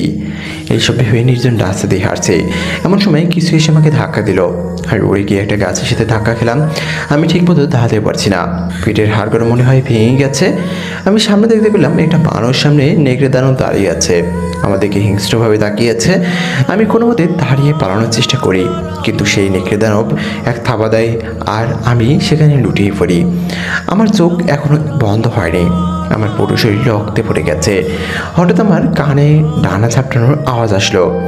আকাশে কালো এক অবয়ব দেখা যাচ্ছে। অবয়বটি আকাশ থেকে মাটিতে নামলো, তারপর নিজের মানব কন্যা রূপে আসলো। আমি নিজের চোখে বিশ্বাস করতে পারছি না, কারণ আর কেউ নয় বরং সাবিয়া। সাবিয়া আমার কাছে দৌড়ে আসলো। আলমগীর, তোমার কিছুই হবে না, আমি এসে পড়েছি। এই বলে সাবিয়া নেকড়ে দানবটির দিকে তাকালো। নেকড়ে দানবটি নিজের মানব রূপে আসলো। এই নেকড়ে দানব আগের মানবগুলোর থেকে আলাদা রাখছে, কারণ এই হলো নেকড়ে রাজ্যের সেনাপতি। নেকড়ে কিংডমের সেনাপতি, তুই এখানে এসে অনেক বড় ভুল করেছিস। তার থেকেও বড় ভুল করেছিস আমার ভালোবাসার মানুষের গায়ে হাত তুলে। আজকে তোকেও তোর সাথীদের মতো মারবো। নেকড়ে কিংডম সেনাপতির হিমেল সাবিয়ার কথা শুনে এসে দিল। সেই স্বপ্ন ভুলে যাবে ভ্যাম্পায়ার প্রিন্সেস। আমি হলাম নেকড়ে রাজ্যের সেনাপতি, আমাকে হারাতে পারবি না তোর এই কোমল হাত দিয়ে। এবারে হিমেল সাবিয়ার দিকে এগিয়ে গেল। সাবিয়াও এগিয়ে গেল হিংস্রভাবে। আমি কিছুই করতে পারছি না, কারণ আমার শরীরে এক পুরো শক্তি নেই। হিমেল আর সাবিয়ার মধ্যে ভয়াবহ যুদ্ধ লেগে গেছে। এই রাস্তায় সন্ধ্যা হওয়ার পরপরই জনমানবহীন হয়ে যায়, তাই কোনো মানুষই নেই এই রাস্তায়। মানবরূপী সাবিয়া হিমেলকে হারিয়ে দিল, কিন্তু হিমেলও হার মানার পাত্র নয়। শত হোক সে একজন সেনাপতি, তাই সে তার দানব রূপে আসলো। সাবিয়াও তার ভ্যাম্পায়ার রূপে আসলো। আমি প্রথম সাবিয়াকে ভ্যাম্পায়ার রূপে দেখেছি। সাবিয়ার পরিধান করে আছে এক আজব পোশাক, আর সাবিয়ার পিঠ ছিঁড়ে যেন বেরিয়ে আছে একজোড়া বিশাল তার কালো ডানা। তাছাড়া সাবিয়ার মুখ থেকে বের হয়ে আসা দুইটা তীক্ষ্ণ দাঁত। সাবিয়া হিমেলের উপর লাফ দিল, কিন্তু হিমেল লাফ দিয়ে সরে গেল। সাবিয়া আবার যে আঘাত করবে তার আগে হিমেল সাবিয়াকে থাবা দিল। সাবিয়া সিটকে গিয়ে রাস্তার একটা ল্যাম্পপোস্টের সাথে ধাক্কা খায়। সাবিয়া উঠে গিয়ে আবার আঘাত করে। এবার সে সফল হয়। সাবিয়া হিমেলের বুকে ঘুষি দেয়, কিন্তু হিমেল তৎক্ষণাৎ নিজেকে সামলে নিয়ে উড়ন্ত সাবিয়ার পা কামড়ে দেয়। সাবিয়া চিৎকার দেয়। সাবিয়ার চিৎকারের জন্য আমার বুকে লাগছে। সাবিয়াকে কষ্ট পেতে দেখে আমার রক্তের রাগে টক বগিয়ে পড়তে থাকে। হিমেল মুখ দিয়ে সাবিয়াকে আরেকটা কামড় দিবে, তার আগে সাবিয়া তার সুপার পাওয়ার ব্যবহার করে হিমেলকে ফেলে দিল। কিন্তু এইসব আঘাত যেন হিমেল কিছুই করতে পারছে না। হিমেল উঠে আবার সাবিয়ার উপর ঝাঁপিয়ে পড়ে। সাবিয়া ছিটকে গিয়ে একটা গাছের সাথে ধাক্কা খায়। ধাক্কার এতই দূরে ছিল যে গাছ ভেঙে পড়ে। সাবিয়ার শরীরে আর শক্তি নেই লড়ার জন্য। সাবিয়ার শরীর দিয়ে কালো কুচকুচে রক্ত বের হচ্ছে। সাবিয়া অজ্ঞান হয়ে যায় এত আঘাত সহ্য করতে না পেরে। হিমেল নিজের মানব রূপে এসে নিজের প্রত্যাশী হাসি দেয়, আর পুরো রাস্তা কাঁপিয়ে তুলেছে। আমার মাথা ঘুরছে। আমার সামনে আমার ভালোবাসার মানুষের এই অবস্থা থেকে আমার শরীরের সব কিছু যেন পরিবর্তন হয়ে লাগলো। আমার চোখ প্রচণ্ড লাল হয়ে গেল, যে কেউ দেখে বলবে আমার চোখে লাল রং ঢেলে দিয়েছে। আমার চোখের রং আবার চেঞ্জ হলো। এবার আমার চোখের মোট দুইটা রং, চোখের মনে নীল, বাইরে লাল। আমার শরীর থেকে যা রক্ত বের হচ্ছিল তা বন্ধ হয়ে গেল। আমার শরীরের সব আঘাত নিজে থেকেই পূরণ হয়ে গেল। আমি নিজের ভিতরে অসম্ভব শক্তি টের পাচ্ছি। আমি দাঁড়িয়ে বললাম। হিমেল আমার চোখ দেখে প্রথমে ঘাবড়ে খেলেও পরে নিজেকে সামলে নিয়ে আমার দিকে এগিয়ে আসে, কিন্তু হিমেলকে অবাক করে আমি বাতাসের বেগে হিমেলের সামনে এসে সোজা হিমেলকে বুকে ঘুষি দেই। হিমেল উড়ে গিয়ে জঙ্গলের মধ্যে পড়ে। আমি এখন নিজের মধ্যে নেই। আমার ভিতরে যেন এক অন্য শক্তি কাজ করছে, যা আমার মন, চেতনা এবং মস্তিষ্ক নিয়ন্ত্রণ করছে। তবে আমি নিজের যন্ত্রণাকেও অনুভব করছি। মনে হচ্ছে আমার ভিতরে যেন আরও সত্তা আছে। আমি এক লাফ দিয়ে এলাম আর জঙ্গলের ভিতরে গিয়ে হিমেলের সামনে গেলাম। হিমেলের মুখ থেকে সবুজ রক্ত বের হচ্ছে। হিমেল নিজের নেকড়ে দানব রূপে ফিরে আসে, আর সাইজ এখন আগের থেকে 3 গুণ বড় হয়ে গেছে। নেকড়ে দানব রূপে হিমেল আমার দিকে তেড়ে আসে। হিমেল তার মুখ খুলে আমাকে খাবে। তখনই আমি আমার 2 হাত দিয়ে হিমেলের উপর আর নিচের দাঁত পাটি ধরে ফেলি। তারপর পুরো শক্তি লাগে এক হাত দিয়ে উপরে টানি, আর এক হাত দিয়ে নিচে টানি। ফলাফলস্বরূপ নেকড়ে দানবটির মুখ ছিঁড়ে গেল। হিমেল ছটফট করতে লাগে। আর যেন তাতেও শান্তি হচ্ছে না। আমি দানবটিকে উঠিয়ে ঘোরাতে থাকি, তারপর মাটিতে আছাড় মারি। মাটি ফেটে 2 ফাঁক হয়ে যায়। হিমেলের পুরো দেহ ফেটে সবুজ রক্ত বের হচ্ছে। আমার নাকে রক্তের গন্ধ আসতেই আমার শরীর কেঁপে উঠল। আমি আমার মুখ খুলতেই হিমেলের সব রক্ত আমার মুখের ভিতরে চলে যাচ্ছে অলৌকিকভাবে। হিমেল রক্ত শূন্য হয়ে নিথরভাবে পড়ে আছে, তবুও যেন আমার নিষ্ঠুরতা কমেনি। আমি হিমেলের শরীর টান দিয়ে ছিঁড়ে ফেলি। তারপর চলে আসছি সাবিয়ার কাছে। সাবিয়া আঘাত পেয়ে নিজের মানবরূপে ফিরে এসেছে। সাবিয়া অজ্ঞান হয়ে আছে। আমি সাবিকে নিজের বাহুতে করে উড়ে গেলাম আমার বাসার দিকে। আশ্চর্যের বিষয় হলো আমি কোনো ডানা ছাড়াই উড়তে পারছি। আমি ব্যালকনি দিয়ে প্রবেশ করে সাবিয়াকে আমার বিছানায় শুয়ে দিলাম। আজকে দুপুরেই আব্বু আর ভাইয়া বিজনেসের কাজে চলে গেছে শহরের বাইরে, আর আম্মু চলে গেছে তার এক বান্ধবীর বাসায়, তাই বাসা পুরো ফাঁকা। সাবিয়ার শরীর যেসব জায়গায় আঘাতের চিহ্ন আছে আর যেসব জায়গা থেকে রক্ত বেরোচ্ছে, আমি সেসব জায়গায় আমার হাত রেখে চোখ বন্ধ করলাম। একটু পর সেসব জায়গা থেকে কালো ধোঁয়া বের হয়ে আসল এবং আমার নাক দিয়ে প্রবেশ করলো। কালো ধোঁয়া শেষ হতেই সাবিয়ার সব আঘাত চিহ্ন গায়েব হয়ে গেল আর রক্ত পড়াও বন্ধ হয়ে গেল। আমি হাঁটু করে বসে সাবিয়ার মায়াবী চেহারা দেখছি। আজ কেন জানি সাবিয়াকে দেখে আমার আগের মতো ভালোবাসতে ইচ্ছে হচ্ছে তাকে। হয়তো এই ভাবনা আমার অন্য সত্যের কারণে হচ্ছে। আমি নিজেকে আর নিয়ন্ত্রণ করতে পারলাম না। আমি আমার নিজের ঠোঁট জোড়া সাবিয়ার ঠোঁট জোড়া আবদ্ধ করে ফেললাম। আমার চোখ দিয়ে আর আমার শরীর থেকে একটা সাদা ধোঁয়া গিয়ে সাবিয়ার শরীরের সাথে মিশে গেল। পরে সাবিয়ার জ্ঞান ফিরে আসলো।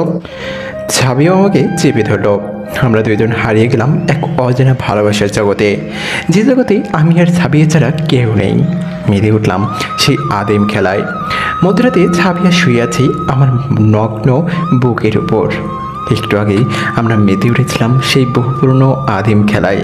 এখন আমরা দুজনে ক্লান্ত হয়ে নগ্ন অবস্থায় শুয়ে আছি, কিন্তু কারোর চোখে ঘুম নেই। সাবিয়া কী ভাবছে আমি জানি না, কিন্তু আমার মনে অনেক প্রশ্ন বাসা বেঁধেছে। তাছাড়া আমার নিজেকে দোষী মনে হচ্ছে, কারণ আমি সাবিয়ার অবচেতনার সুযোগ নিয়ে সাবিয়ার সাথে সঙ্গমে লিপ্ত হয়েছি। সাবিয়া অসুস্থ, তাই সে ঘরের মধ্যে কী করেছে তা সে জানে না, কিন্তু আমি তো সুস্থ। তাহলে আমি এই কাজ কীভাবে করতে পারলাম? আমার মনে কথা যেন সাবিয়া পড়তে পারলো। তোমার কোনো দোষ নেই আলমগীর, আর আমি শেষেই ছিলাম। তোমার ঠোঁটের ছোঁয়ায় আমার জ্ঞান ফিরে আসে আর আমি সম্পূর্ণ সুস্থ হয়ে যাই। আর তুমি হয়তো জানো না, তোমার সাথে আমার মিলনের ফলে তোমার ভেতরের সব সত্তাকে তুমি নিয়ন্ত্রণ করতে পারবে। তুমি আমার মনের কথা কীভাবে বুঝতে পারলে? আর আমার ভিতরে সত্তা মানে কি? আমি কি মানুষ না? তাহলে তখন আমি কিভাবে সেই বিশাল দেহী দানবকে হারালাম এত সহজে? আর তুমি বা আসলে কে? সব প্রশ্নের উত্তর আর চাই আমার। আমি এক নিঃশ্বাসে বললাম। সাবিয়া বিছানায় বসে নিজের জামাকাপড় পরে নিল। আমিও নিজের জামাকাপড় পরে নিলাম। তারপর সাবিয়া আমার দিকে তাকিয়ে আমার উদ্দেশ্যে পড়া শুরু করলো। এই পৃথিবীকে সাধারণ মানুষ যেভাবে দেখে, আসলে পৃথিবী তেমন না। এই পৃথিবীর আকাশ, মাটি এবং পানিতে লুকিয়ে আছে কোটি কোটি রহস্য, যা সাধারণ মানুষের অজানা। তেমনি মাটির নিচে রয়েছে বড় বড় অনেক রাজ্য, যার মধ্যে 2টো রাজ্য সেরা, আর তা হলো ভ্যাম্পায়ার কিংডম এবং ওলফ কিংডম। আমি ভ্যাম্পায়ার কিংডমের প্রিন্সেস সাবিহা। আমি একজন ভ্যাম্পায়ার, আর আমাদের রাজ্যের সাথে ওলফ কিংডমের শত্রুতা প্রায় 1000 বছর ধরে। আর তুমি নিজেকে সাধারণ মানুষ মনে করবে না, কারণ তুমি ইচ্ছে করলে তোমার শক্তি ব্যবহার করে খুব সহজেই অনেক রাজ্যকে ধ্বংস করতে পারবে। তোমাকে প্রথম থেকেই সব খুলে বলি, তোমার দাদা ছিল জলপরী রাজ্যের রাজা, কিন্তু তার মধ্যে পিতা জলপরী রাজ্যের হলেও তার মাতা ছিল পরী লোকের, মানে অ্যাঞ্জেল কিংডমের। তাই তোমার দাদার ছিল 2টো সত্তা। তোমার দাদা একজন নেকড়ে ভ্যাম্পায়ার কন্যাকে বিয়ে করে, যার ফলে তোমার বাবার জন্ম। কিন্তু তোমার বাবা ইতিহাসকেও হার মানিয়ে ওলফ কিংডমের থেকে শক্তিশালী কন্যাকে বিয়ে করে। সেই নেকড়ে কন্যা মানে তোমার মায়ের মধ্যে মানুষ সত্তাও উপস্থিত ছিল, কারণ তোমার নানা ছিল একজন মানুষ। সে যাই হোক, তোমাদের রাজ্যে এই বিয়েতে সম্মতি দিলেও নেকড়ের রাজ্য কখনো সম্মতি দেয়নি। ঘুরে ফিরে তোমার বাবার মধ্যে ভ্যাম্পায়ার সত্তা থাকায় নেকড়ের রাজ্য কখনো এই বিয়েকে মেনে নেয়নি। আমরা সবসময় শান্তির পথে চলে এসেছি, আমরা শান্তি বজায় রাখতে চাই, কিন্তু কিন্তু নেকড়েরা সবসময় যুদ্ধ বিগ্রহ করতে এক কথায় রাজি হয়ে পড়ে। যখন তোমার জন্ম হয় তখন তোমার পূর্বপুরুষের সব সত্তা তোমার ভেতরে চলে আসে, আর তখন আকাশবাণী হয় যে তুমি বড় হয়ে যদি তোমার শক্তির খারাপ ব্যবহার করো তাহলে তোমার থেকে বড় শয়তান আর কেউ হবে না, কিন্তু যদি তুমি তোমার শক্তিকে ভালো কাজে ব্যবহার করো তাহলে তুমি হবে দ্য প্রোটেক্টর অফ আর্থ। সে ভবিষ্যৎবাণী শুনে নেকড়ে রাজ্যের রাজা নেক্রেসিয়াম ষড়যন্ত্র করে তোমাকে তাদের রাজ্যের সব থেকে বড় হাতিয়ার গড়ে তোলার। কিন্তু তুমি ছিলে ভ্যাম্পায়ার কিংডমে, তোমার বাবা মা জলপরি রাজ্য থেকে ভ্যাম্পায়ার কিংডমে ঘুরতে এসেছিল। তারা ওলফ কিংডমের সাথে চিরতরে সব সম্পর্ক মুছে ফেলে, কিন্তু নেক্রেসিয়াম নিকৃষ্ট পরিকল্পনার করে তোমার বাবা মাকে নিয়ন্ত্রণ করে নেকড়ে রাজ্যে। তারাও সব ভুলে গিয়ে ঘুরতে যায়, কিন্তু নেক্রেসিয়াস ধোঁকা দিয়ে তোমার বাবাকে হত্যা করে, আর তোমার মাকে মারতে গেলে সে আহত অবস্থায় তোমাকে নিয়ে পালিয়ে আসে পৃথিবীতে এসে একটা ভালো ফ্যামিলির বাড়ির সামনে তোমাকে রেখে ভ্যাম্পায়ার কিংডমে ফিরে যায়। সেখানে সব ঘটনা খুলে বলে, আর এটাও বলে যে তিনি তোমার সব শক্তি লক করে রেখেছে আর মানব সত্তাকে অনলক করে রেখেছে। তাই যতক্ষণ তোমার প্রকৃতি না চাইবে ততক্ষণ তোমার বাকি সত্তা বের হবে না। পরে তোমার মাও ভ্যাম্পায়ার কিংডমে নেকড়েদের আঘাতের ফলে মারা যায়। ভ্যাম্পায়ার রাজা মানে তোমার বাবা হ্যারিস সবসময় তোমাকে নজরে রেখেছে, আর ভাগ্যক্রমে তুমিও একটা ভালো পরিবার পেয়েছো। আমি বড় হতেই বাবা আমাকে তোমার কাছে পাঠাই তোমার শক্তির কথা তোমাকে বলতে, আর এই বিষয়ে নেকড়েরা জেনে যায়। ফলে আমার পিছু নিয়ে তারা তোমার খোঁজ পেয়ে যায়। তবে আমার জন্য তারা এত বছর তোমার কিছুই করতে পারেনি। আমি যে কখন তোমাকে ভালোবেসে ফেলেছি আমি জানি না। যেদিন তুমি আমার সাথে ব্রেকআপ করলে সেদিন আমি অতটা কষ্ট পাইনি যতটা পেয়েছি গতকাল। তবে আমি জানি তুমি তখন সব কথা অভিমান করে বলেছ। আমি তোমার মনের কথা বুঝতে পারি, আর এখন থেকে তুমিও যে কারো মনের কথা বুঝতে পারবে। আজকের পর থেকে তোমার সব সত্তাকে তুমি নিয়ন্ত্রণ করতে পারবে, যেমন অ্যাঞ্জেল সত্তা, জলপরি সত্তা, ভ্যাম্পায়ার সত্তা, নেকড়ে সত্তা এবং মানুষ সত্তা। তুমি এত বছর মানুষ সত্তায় থাকায় তুমি সারা জীবন মানুষ রূপেই থাকবে। তবে তুমি অ্যাঞ্জেলদের মতো আকাশে উঠতে পারবে, তাদের শক্তি ব্যবহার করতে পারবে। ভ্যাম্পায়ারদের মতো শক্তি থাকবে তোমার, ইচ্ছে মতো তোমার তীক্ষ্ণ দাঁতছোড়াও বের করতে পারবে। জলপরীদের মতো পানির নিচে শ্বাস নিতে পারবে, আর পানির ক্ষমতাও ব্যবহার করতে পারবে। নেকড়েদের মতো হিংস্রও থাকবে, আবার তাদের মতো শারীরিক শক্তিও পাবে। তবে তুমি তোমার মানব সত্তার কারণে তোমার বাকি সত্তার রূপ নিতে পারবে না, আর তোমার মানব সত্তার কারণেই তুমি এতগুলো সত্তার অধিকারী হওয়ার পরেও তুমি এগুলোর ব্যবহার মানব কল্যাণে করবে। এটাই আমাদের বিশ্বাস। আমার আর কিছুই বলার নেই, বাকি কথা আমার বাবা হ্যারিস তোমাকে বলবে। সাবিয়া এক নিঃশ্বাসে সব কথা বলল।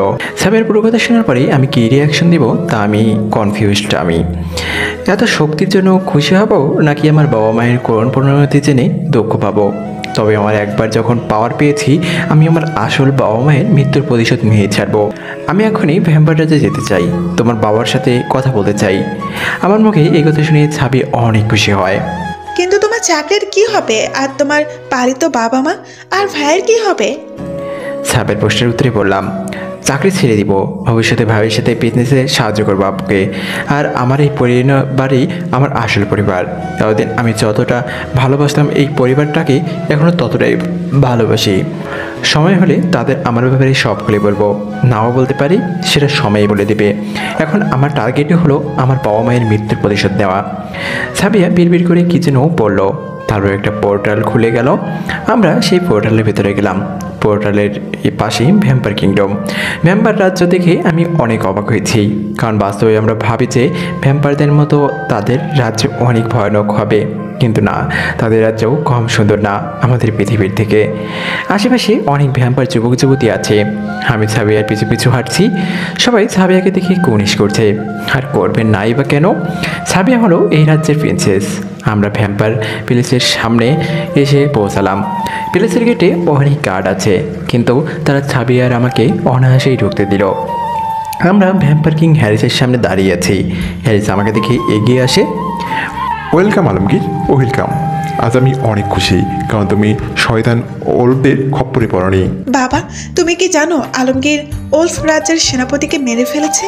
সাবের কথায় ভ্যাম্পায়ার কিং হেসে বলল, হ্যাঁ, আমি সব জানি। আমি অনেক খুশি, কারণ আলমগীর তার সকল সত্তার সম্পর্কে জানতে পেরেছে। কিন্তু এখন ওর ওল্ড কিং শান্ত হয়ে বসে থাকবে না। সে এখন ভ্যাম্পায়ার কিংডম অথবা পৃথিবীতে হামলা করবে। তার আগে আমি ওল্ড কিংডমকে শেষ করেই ফেলবো, আর আমার বাবা মায়ের মৃত্যুর প্রতিশোধ দিব। কিন্তু তার আগে তোমার সব সত্তার শক্তির উপর তোমার নিয়ন্ত্রণ আনতে হবে, নাহলে ওল্ড কিংকে হারাতে পারবে না। আর এজন্য চাই কঠোর ট্রেনিং। আজকে থেকে আমি তোমাকে ট্রেনিং দিব। আমি হ্যারিসের কথাই মাথা নেড়ে হ্যাঁ বোধক সম্মতি দিলাম। সাবি আমাকে প্লেসে আমার রুম দেখিয়ে দিল। যতদিন পর্যন্ত তোমার ট্রেনিং শেষ হবে না ততদিন পর্যন্ত তুমি এই রুমেই থাকবা। আর কোনো সমস্যা হলে আমাকে মনে করবা, তাতেই আমি এসে পড়বো। এর থেকে ভালো বুদ্ধি আমার কাছে আছে। তুমি আমার সাথে আমার রুমে থেকে যাও, তাহলে তো হয়ে যায়। যা দুষ্টু, আমি পাশের রুমেই থাকবো। তোমাকে টেনশন করার দরকার নেই। এখন রেস্ট নাও, একটু পর থেকেই তোমার ট্রেনিং শুরু হবে। সাবিয়া চলে গেল। আমি নিজের রুমে এসে বিছানায় বসলাম। আমার এখন বিশ্রাম নেওয়ার কোনো মন নেই। আমার মাথায় একটা কথাই ঘুরছে, আর সেটা হলো আমার বাবা মায়ের মৃত্যুর প্রতিশোধ নেওয়া। কিন্তু তার আগে আমাকে জানতে হবে আমার মধ্যে কী কী শক্তি আছে। সাবিয়া বলেছিল আমার ভিতরে 5টি সত্তা আছে: মানুষ সত্তা, অ্যাঞ্জেল সত্তা, জলপরি সত্তা, ভ্যাম্পায়ার সত্তা এবং অল্প সত্তা। মানুষ হিসেবে আমার ভিতরে কী শক্তি আছে আমি জানি। তাহলে অ্যাঞ্জেল সত্তা অনুযায়ী আমি আকাশে উঠতে পারবো, কিন্তু আমার ডানা থাকবে না। এখন আমি রুমের ভিতর, তাই এখানে কিছুই করা যাবে না। ওপেন ফিল্ডে সব দেখা যাবে। একটু পর সাবিয়া এসে আমাকে একটা খোলা ময়দানে নিয়ে গেল। ময়দান বলতে কোনো যুদ্ধক্ষেত্র মনে হচ্ছে। আশেপাশে যেদিকেই তাকাই সেদিকেই ধ্বংসের চিহ্ন। আমার সামনে দাঁড়িয়ে আছে ভ্যাম্পায়ার কিং হ্যারিস, তার পিছনে দাঁড়িয়ে আছে সাবিয়া। কিং হ্যারিস তার 2 হাত 2 দিকে প্রসারিত করে একটা ফায়ার বল বানিয়ে আমার দিকে নিক্ষেপ করলো। আমি এক লাফ দিয়ে আমার জায়গা থেকে সরে গেলাম। ফায়ার বল শূন্যে মিলিয়ে গেল। আলমগীর, তোমাকে ডিফেন্স করতে হবে। আমার অ্যাটাক তুমি তোমার শক্তি দিয়ে আটকাবে। এতে আমরা তোমার শক্তি সম্পর্কে অবগত হব, আর তুমি জানবে তোমার শক্তি সম্পর্কে। এই বলে হ্যারিস তার চোখ দিয়ে লেজার অ্যাটাক করলো আমার উপর। আমি বুঝতে পারছি না কি করব, তাই আমার 2 হাত দিয়ে আমাকে ঢেকে নিলাম। ফলে একটা ম্যাজিক্যাল শিল্ড তৈরি হয়ে যায়, আর লেজার বিম সেই শিল্ড পার হতে পারে না। Good job. এখন তুমি আমার উপর হামলা করো। আমি চোখ বন্ধ করে আমার ভেতরের সত্যগুলোকে অনুভব করতে লাগলাম। তারপর 2 হাত সামনের দিকে এগিয়ে দিলাম। আমার হাতে সাদা এনার্জি বের হলো। সম্ভবত এটা অ্যাঞ্জেলদের শক্তি। সাদা এনার্জি কিং হ্যারিসের শরীরের সাথে মিলে গেল। প্রথমে সব কিছু ঠিকঠাক লাগলেও পরে কিং হ্যারিস হাঁটু গেড়ে বসে পড়ে। আমার শরীর দুর্বল হয়ে গেছে। এটা নিশ্চয়ই অ্যাঞ্জেল সত্তার শক্তি। এবার হ্যান্ড টু হ্যান্ড ফাইট করবো আমরা। কিং হ্যারিস সোজা হয়ে দাঁড়িয়ে আমার দিকে দৌড়ে এসে আমার নাক বরাবর ঘুষি দিল। ঘুষিটা অনেক জোরে লেগেছে। আমার নাক ধরে বসে পড়লাম আমি। সাবে এগিয়ে আসতে চাইলে কিং হ্যারিস তাকে আসতে মানা করে। ব্যাস, এতটুকুই ছিল তোমার শক্তি। এই শক্তি নিয়ে তুমি কিভাবে তোমার বাবা মায়ের মৃত্যুর প্রতিশোধ দিবে? কিং হ্যারিসের কথাগুলো যে কাটা গায়ে নুনের ছিটার মতো লাগলো। আমি উঠে দাঁড়াই। আমি হাত পোট করে শক্ত করলাম। আমার পুরো শরীর রাগে গরম হয়ে যাচ্ছে। হঠাৎ আমার হাতে আগুন ধরে যায়, কিন্তু এই আগুনে আমার হাত জ্বলার বদলে যেন শক্তি বাড়িয়ে দিচ্ছে আমার হাতের। আমি কিং হ্যারিসের পেট বরাবর ঘুষি দিলাম। সে 2 হাতে ঘুষি ব্লক করার চেষ্টা করলে সে বিফল হয়। ঘুষিটা তার বুক দিকে গিয়ে লাগে, আর সে দূরে উড়ে গিয়ে পড়ে। কিং হ্যারিস নড়াচড়া করতে পারছে না দেখি আমি সাবিয়ার দিকে এগিয়ে যাই। কিং হ্যারিসের কাছে যেতে সে উঠে দাঁড়ায় এবং আমার উপর ঝাঁপিয়ে পড়ে। প্রথমে আমি কয়েকটা ঘুষি খেলেও পরে তার ঘুষি ব্লক করলাম। তারপর কিছুটা পিছনে গিয়ে একটা ফ্লাইং কিক মারলাম কিং হ্যারিসের তলপেটে। কিং হ্যারিস পেট ধরে বসে পড়ল। আমি হার মেনেছি আলমগীর। আমার বিশ্বাস আছে তুমি হবে দ্য প্রোটেক্টর অফ আর্থ। তবে তোমাকে আগে তোমার সব সত্তার উপর আরও ভালোভাবে নিয়ন্ত্রণ করতে হবে। তাই আজকে থেকে আমাদের রাজ্যের সেরা যোদ্ধাদের সাথে তোমার কঠোর ট্রেনিং শুরু হবে। আগামী 1 মাস তোমার ট্রেনিং চলমান থাকবে। কিন্তু এই 1 মাস আমার বাবা মা আর ভাইয়া চিন্তা করবে আমাকে নিয়ে। তার চিন্তা তোমার করতে হবে না। আমি তোমার বাবা মাকে একটা অ্যাপ্লিকেশন পাঠিয়ে দিয়েছি তোমার অফিসের নামে। তারা জানবে যে তুমি 1 মাস অফিস ট্যুরে দেশের বাইরে থাকবা। আমি একটা মুচকি হাসি দিলাম। পরের দিন থেকে আমার কঠোর ট্রেনিং শুরু হলো। আমার ভিতরে যত ধরনের শক্তি আছে তা আস্তে আস্তে ব্যবহার করতে শিখে গেছি। ব্যাপার রাজ্যের সব বড় বড় যোদ্ধাদের সাথে আমার প্রতিদিন ট্রেনিং চলছে। আমাকে বিভিন্ন ধরনের ফাইটিং স্কিল শেখানো হলো। তাছাড়া আমাকে কিছু গুপ্ত মন্ত্র আর জাদু শেখানো হলো, সে রাজাপাতে কেউ যায় না। সব ধরনের অস্ত্র চালানো শিখলাম আমি। তাছাড়া এখন আমি চোখ বন্ধ করে মনে মনে যে অস্ত্রের কথা ভাববো আমার হাতে সেই অস্ত্র এসে যাবে। ট্রেনিং শেষে সিদ্ধান্ত নেওয়া হলো যে আগামীকাল আমার সাথে ভ্যাম্পায়ার রাজ্যের 10 জন সেরা যোদ্ধাদের যুদ্ধ হবে। আর এই যুদ্ধের দর্শক হবে পুরো ভ্যাম্পায়ার রাজ্য। রাতে ডিনার করে সাবিয়া নিজের রুমের দিকে যাচ্ছে, তখন এক অদৃশ্য শক্তি সাবিয়াকে হ্যাঁচকা টান দিয়ে নিজের রুমে নিয়ে যায়। সাবিয়ার রুমটা চিনতে অসুবিধা হলো না। আলমগীর, আমাকে তোমার রুমে কেন নিয়ে আসলে? আগামীকাল আমার পরীক্ষা, আমি কতটুকু শিখতে পেরেছি তার পরীক্ষা দেব, কিন্তু তুমি আমাকে অল দ্য বেস্ট তো বলবে না? আমি সাবিয়াকে টেনে নিজের কাছে নিয়ে নিলাম। ওকে, অল দ্য বেস্ট। এখন তো যেতে দাও, আগামীকাল অনেক আয়োজন করতে হবে তোমার যুদ্ধ নিয়ে। না, এবারে যেতে দেবো না, আগে আমায় একটা কিস দিবে, তারপর যেতে দেবো। আলমগীর, তুমি 3 দিন দুষ্টু হয়ে যাচ্ছ। আগে আমাকে দেখে সহ্য করতে পারতে না, আর এখন আমার সাথে লেপটে থাকো আঠার মতো। তোমার নেশা হয়ে গেছে আমার, এখন তোমাকে ছাড়া আর ভালো লাগে না। তোমাকে কবে যে আমার ভালোবাসায় ফেলেছি আমি নিজেও যাই না। আমার আর কিছুই চাই না, শুধু তোমাকে চাই। বিয়ে করবে আমায়? আরে পাগল, আমি তো তোমারই, তোমাকে ছাড়া আমিও যে বাঁচবো না। তুমি তোমার বাবা মায়ের মৃত্যুর প্রতিশোধ নিয়ে নাও, তারপর আমরা বিয়ে করে নেব। তারপর শুধু তুমি আর আমি, আর কিছুই চাই না। সাবিয়া কথাটা বলি আমাদের ঠোঁট জোড়ায় একত্র করে ফেলল। আমরা আবার হারিয়ে গেলাম অনন্ত ভালোবাসার দুনিয়ায়, যে ভালোবাসার দুনিয়ার বাইরে কেউ প্রবেশ করতে পারবে না। পরের দিন সকালে আমি এগিয়ে যাচ্ছি রাজ ময়দানের দিকে। রাজ ময়দানে যুদ্ধের আয়োজন করা হয়েছে। ময়দানটা দেখে আমার আগেকালের রোমের গ্লাডিয়েটর ফ্লাইটের কথা মনে পড়ে গেল, কারণ সেই রকম সেট আপ এখানেও আছে। ভ্যাম্পায়ার রাজ্যের সব প্রজারা দর্শকের বেশে বসে আছে আমার যুদ্ধ দেখার জন্য। সাবিয়া এবং কিং হ্যারিস বিচারকদের আসনে বসে আছে। আমার সামনে দাঁড়িয়ে আছে ভ্যাম্পায়ার রাজ্যের সেনাপতি ফরাদ। তার পেছনে সারিবদ্ধভাবে দাঁড়িয়ে আছে খাতনামা 9 জন জ্যেষ্ঠ ভ্যাম্পায়ার যোদ্ধা। আলমগীর, তুমি নিশ্চয়ই জানো এই যুদ্ধে অংশগ্রহণ করার পর তুমি যতক্ষণ পরাজিত হবে না ততক্ষণ তুমি এই রণক্ষেত্রে পরিত্যাগ করতে পারবে না। আমার যেন দরকার নেই, আপনাদের মনে থাকলেই হবে। আমি অহংকারের সাথে কথাগুলো বললাম। এতে আমার সামনে থাকা আমার প্রতিপক্ষ ক্ষিপ্ত হয়ে গেল। তারা সবাই আমার উপর একসাথে আক্রমণ করলো। আমি আমার জায়গা থেকে এক চুলও সরলাম না। আমি আমার 2 হাত সামনের দিকে নিলাম, তারপর চোখ বন্ধ করতেই আমার হাত দিয়ে বড় বড় এনার্জি বল বের হলো। এই এনার্জি বলের পাওয়ারের এতটাই যে এক একটা এনার্জি বল পুরো বিল্ডিং ধ্বংস করে দিতে পারবে। তবে এটা আমার শক্তির ছিঁড়ে ফোটা মাত্র। আমার নিক্ষেপ করায় এনার্জি বল কারো কারো গায়ে লাগলো, আবার কারো কারো গায়ে লাগেনি।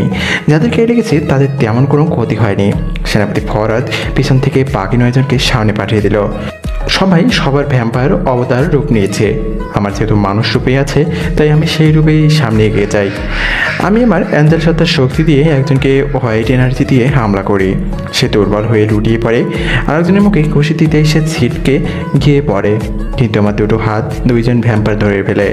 আরেকজন আমার মুখে ঘুষি দেয়, আরেকজন বুকে ঘুষি দেয়। আমার মাথা প্রচণ্ড গরম হয়ে গেছে। আমি একটা চিৎকার দিলাম। আমার চিৎকার এতটাই জোরে ছিল যে সেখানে অবস্থিত সবাই সবার কান বন্ধ করে ফেলে। আর আবার হাত যারা ধরেছিল তারা আমার হাত ছেড়ে দেয়। এই সুযোগে আমি সবার বুকের ডান পাশে একটা করে ঘুষি দেই। ভ্যাম্পায়ারদের বুকের ডান পাশে তাদের দুর্বল জায়গা। দেখতে দেখতে সবাই লুটিয়ে পড়ে। এমন সময় পিছন থেকে কেউ একজন আমার পিঠে লাঠি দেয়, আর আমি ছিটকে গিয়ে পড়ি। আমি ঘুরে দেখি ভ্যাম্পায়ার সেনাপতি আকাশে উঠছে। সে আবার উড়ে এসে আমাকে ফ্লাইং কিক দেওয়ার চেষ্টা করে, কিন্তু আমি তার পা ধরে ফেলি আর মাটিতে আছড়ে ফেলি। কিন্তু সে আবার দাঁড়িয়ে যায়, তারপর আকাশে উড়ে যায়। আমিও ডানা ছাড়া আকাশে উড়ে গেলাম। আমাকে এভাবে নিখুঁতভাবে উড়তে দেখে সবাই অবাক হয়ে যায়, কিন্তু তারা আবার অবাক হয় তখন ভ্যাম্পায়ার সেনাপতি আকাশ থেকে মাটিতে গিয়ে পড়ে। আমি মেঘ ভেদ করে নিচে চলে আসি। অবশ্যই সেনাপতিও হার মেনে নেয়। সবাই আমার ফ্লাইং স্কেল দেখে হাততালি দেওয়া শুরু করে। কিং হ্যারিস ঘোষণা দেয় যে আজকে আমি বিজয়ী হয়েছি। সাবিয়া আমাকে সবার সামনে জড়িয়ে ধরে, কিন্তু আমাদের এই খুশির সময়টা বেদনাময় হয়ে পড়ে যখন জানতে পারি যে ওল্ফ কিং পৃথিবীতে হামলা করেছে। একজন ভ্যাম্পায়ার এসে কিং হ্যারিসকে কানে কানে কী যেন বলল। তা শুনে কিং হ্যারিসের কপালের ভাঁজ পড়ে গেল। তার মুখে চিন্তার ছাপ দেখা যাচ্ছে। কি হয়েছে মহারাজ, আপনাকে চিন্তিত দেখাচ্ছে কেন? আমার প্রশ্নের শুনে কিং হ্যারিস আমার দিকে তাকালো। আলমগীর, ওলফ কিং তার সৈন্য নিয়ে পৃথিবীতে হামলা করেছে একটু আগে। তুমি যে এলাকায় থাকো সে এলাকায় হামলা করেছে। তোমাকে না পেয়ে আবার ফিরে যায় তাদের রাজ্যে, কিন্তু আবার আগামীকাল পৃথিবীতে হামলা করবে তার পুরো দলবল নিয়ে। আমার চোখ লাল হয়ে গেল রাগের কারণে, কারণ ওলফ কিং আমার এলাকায় হামলা করেছে। সেখানে আমার অনেক প্রিয় মানুষ থাকে, তাদের যদি কোনো কিছু হয়ে যায় তাহলে আমি নিজেকে কিছুতেই ক্ষমা করতে পারবো না। আমাকে এখনই পৃথিবী থেকে দেখতে হবে যে আমার পরিবার আর আপনজনেরা ঠিক আছে কিনা। আমিও তোমার সাথে যাব আলমগীর। বাবা আমাদের অনুমতি দিন। কিং হ্যারিস মাথায় নেড়ে সম্মত দিলেন। আমাদের সামনে একটা পোর্টের দরজা খুলে গেল, যার মাধ্যমে আমরা পৃথিবীতে চলে যাই। আমি আমার এলাকা থেকে প্রচণ্ড ভয় পেয়ে যাই, কারণ যেদিকে দেখাই সেদিকেই ধ্বংসস্তূপ। এখনও আগুন জ্বলছে চারিদিকে, যা ফায়ার সার্ভিসের লোকজন নিভানোর চেষ্টা করছে। আমিও সাবিয়া আমার বাড়ির দিকে যাই। আমার বুক ধরপড় করছে, কারণ আমি জানি না আমার পরিবারের কী অবস্থা করছে ওলফ কিং। আমি ওদের বাড়ির সামনে যেতেই অবাক হয়ে যাই, কারণ আমার বাড়িটা চেনাই যাচ্ছে না। সুন্দর দোতলা কারুকাজ করা বাড়িটার অর্ধেক অংশ ভাঙা, আর বাকি অর্ধেক অংশ ধসে পড়বে অবস্থা। চারদিকে তাকায় সেদিকেই একই অবস্থা। এমন সময় আমাকে একজন নাম ধরে ডাকলো, কণ্ঠ আমার অতি পরিচিত একজনের। আমি আর সাবিয়া পেছনে তাকিয়ে দেখি রাহুল দাঁড়িয়ে আছে আহত অবস্থায়। রাহুলের মাথা দিয়ে রক্ত পড়ছে।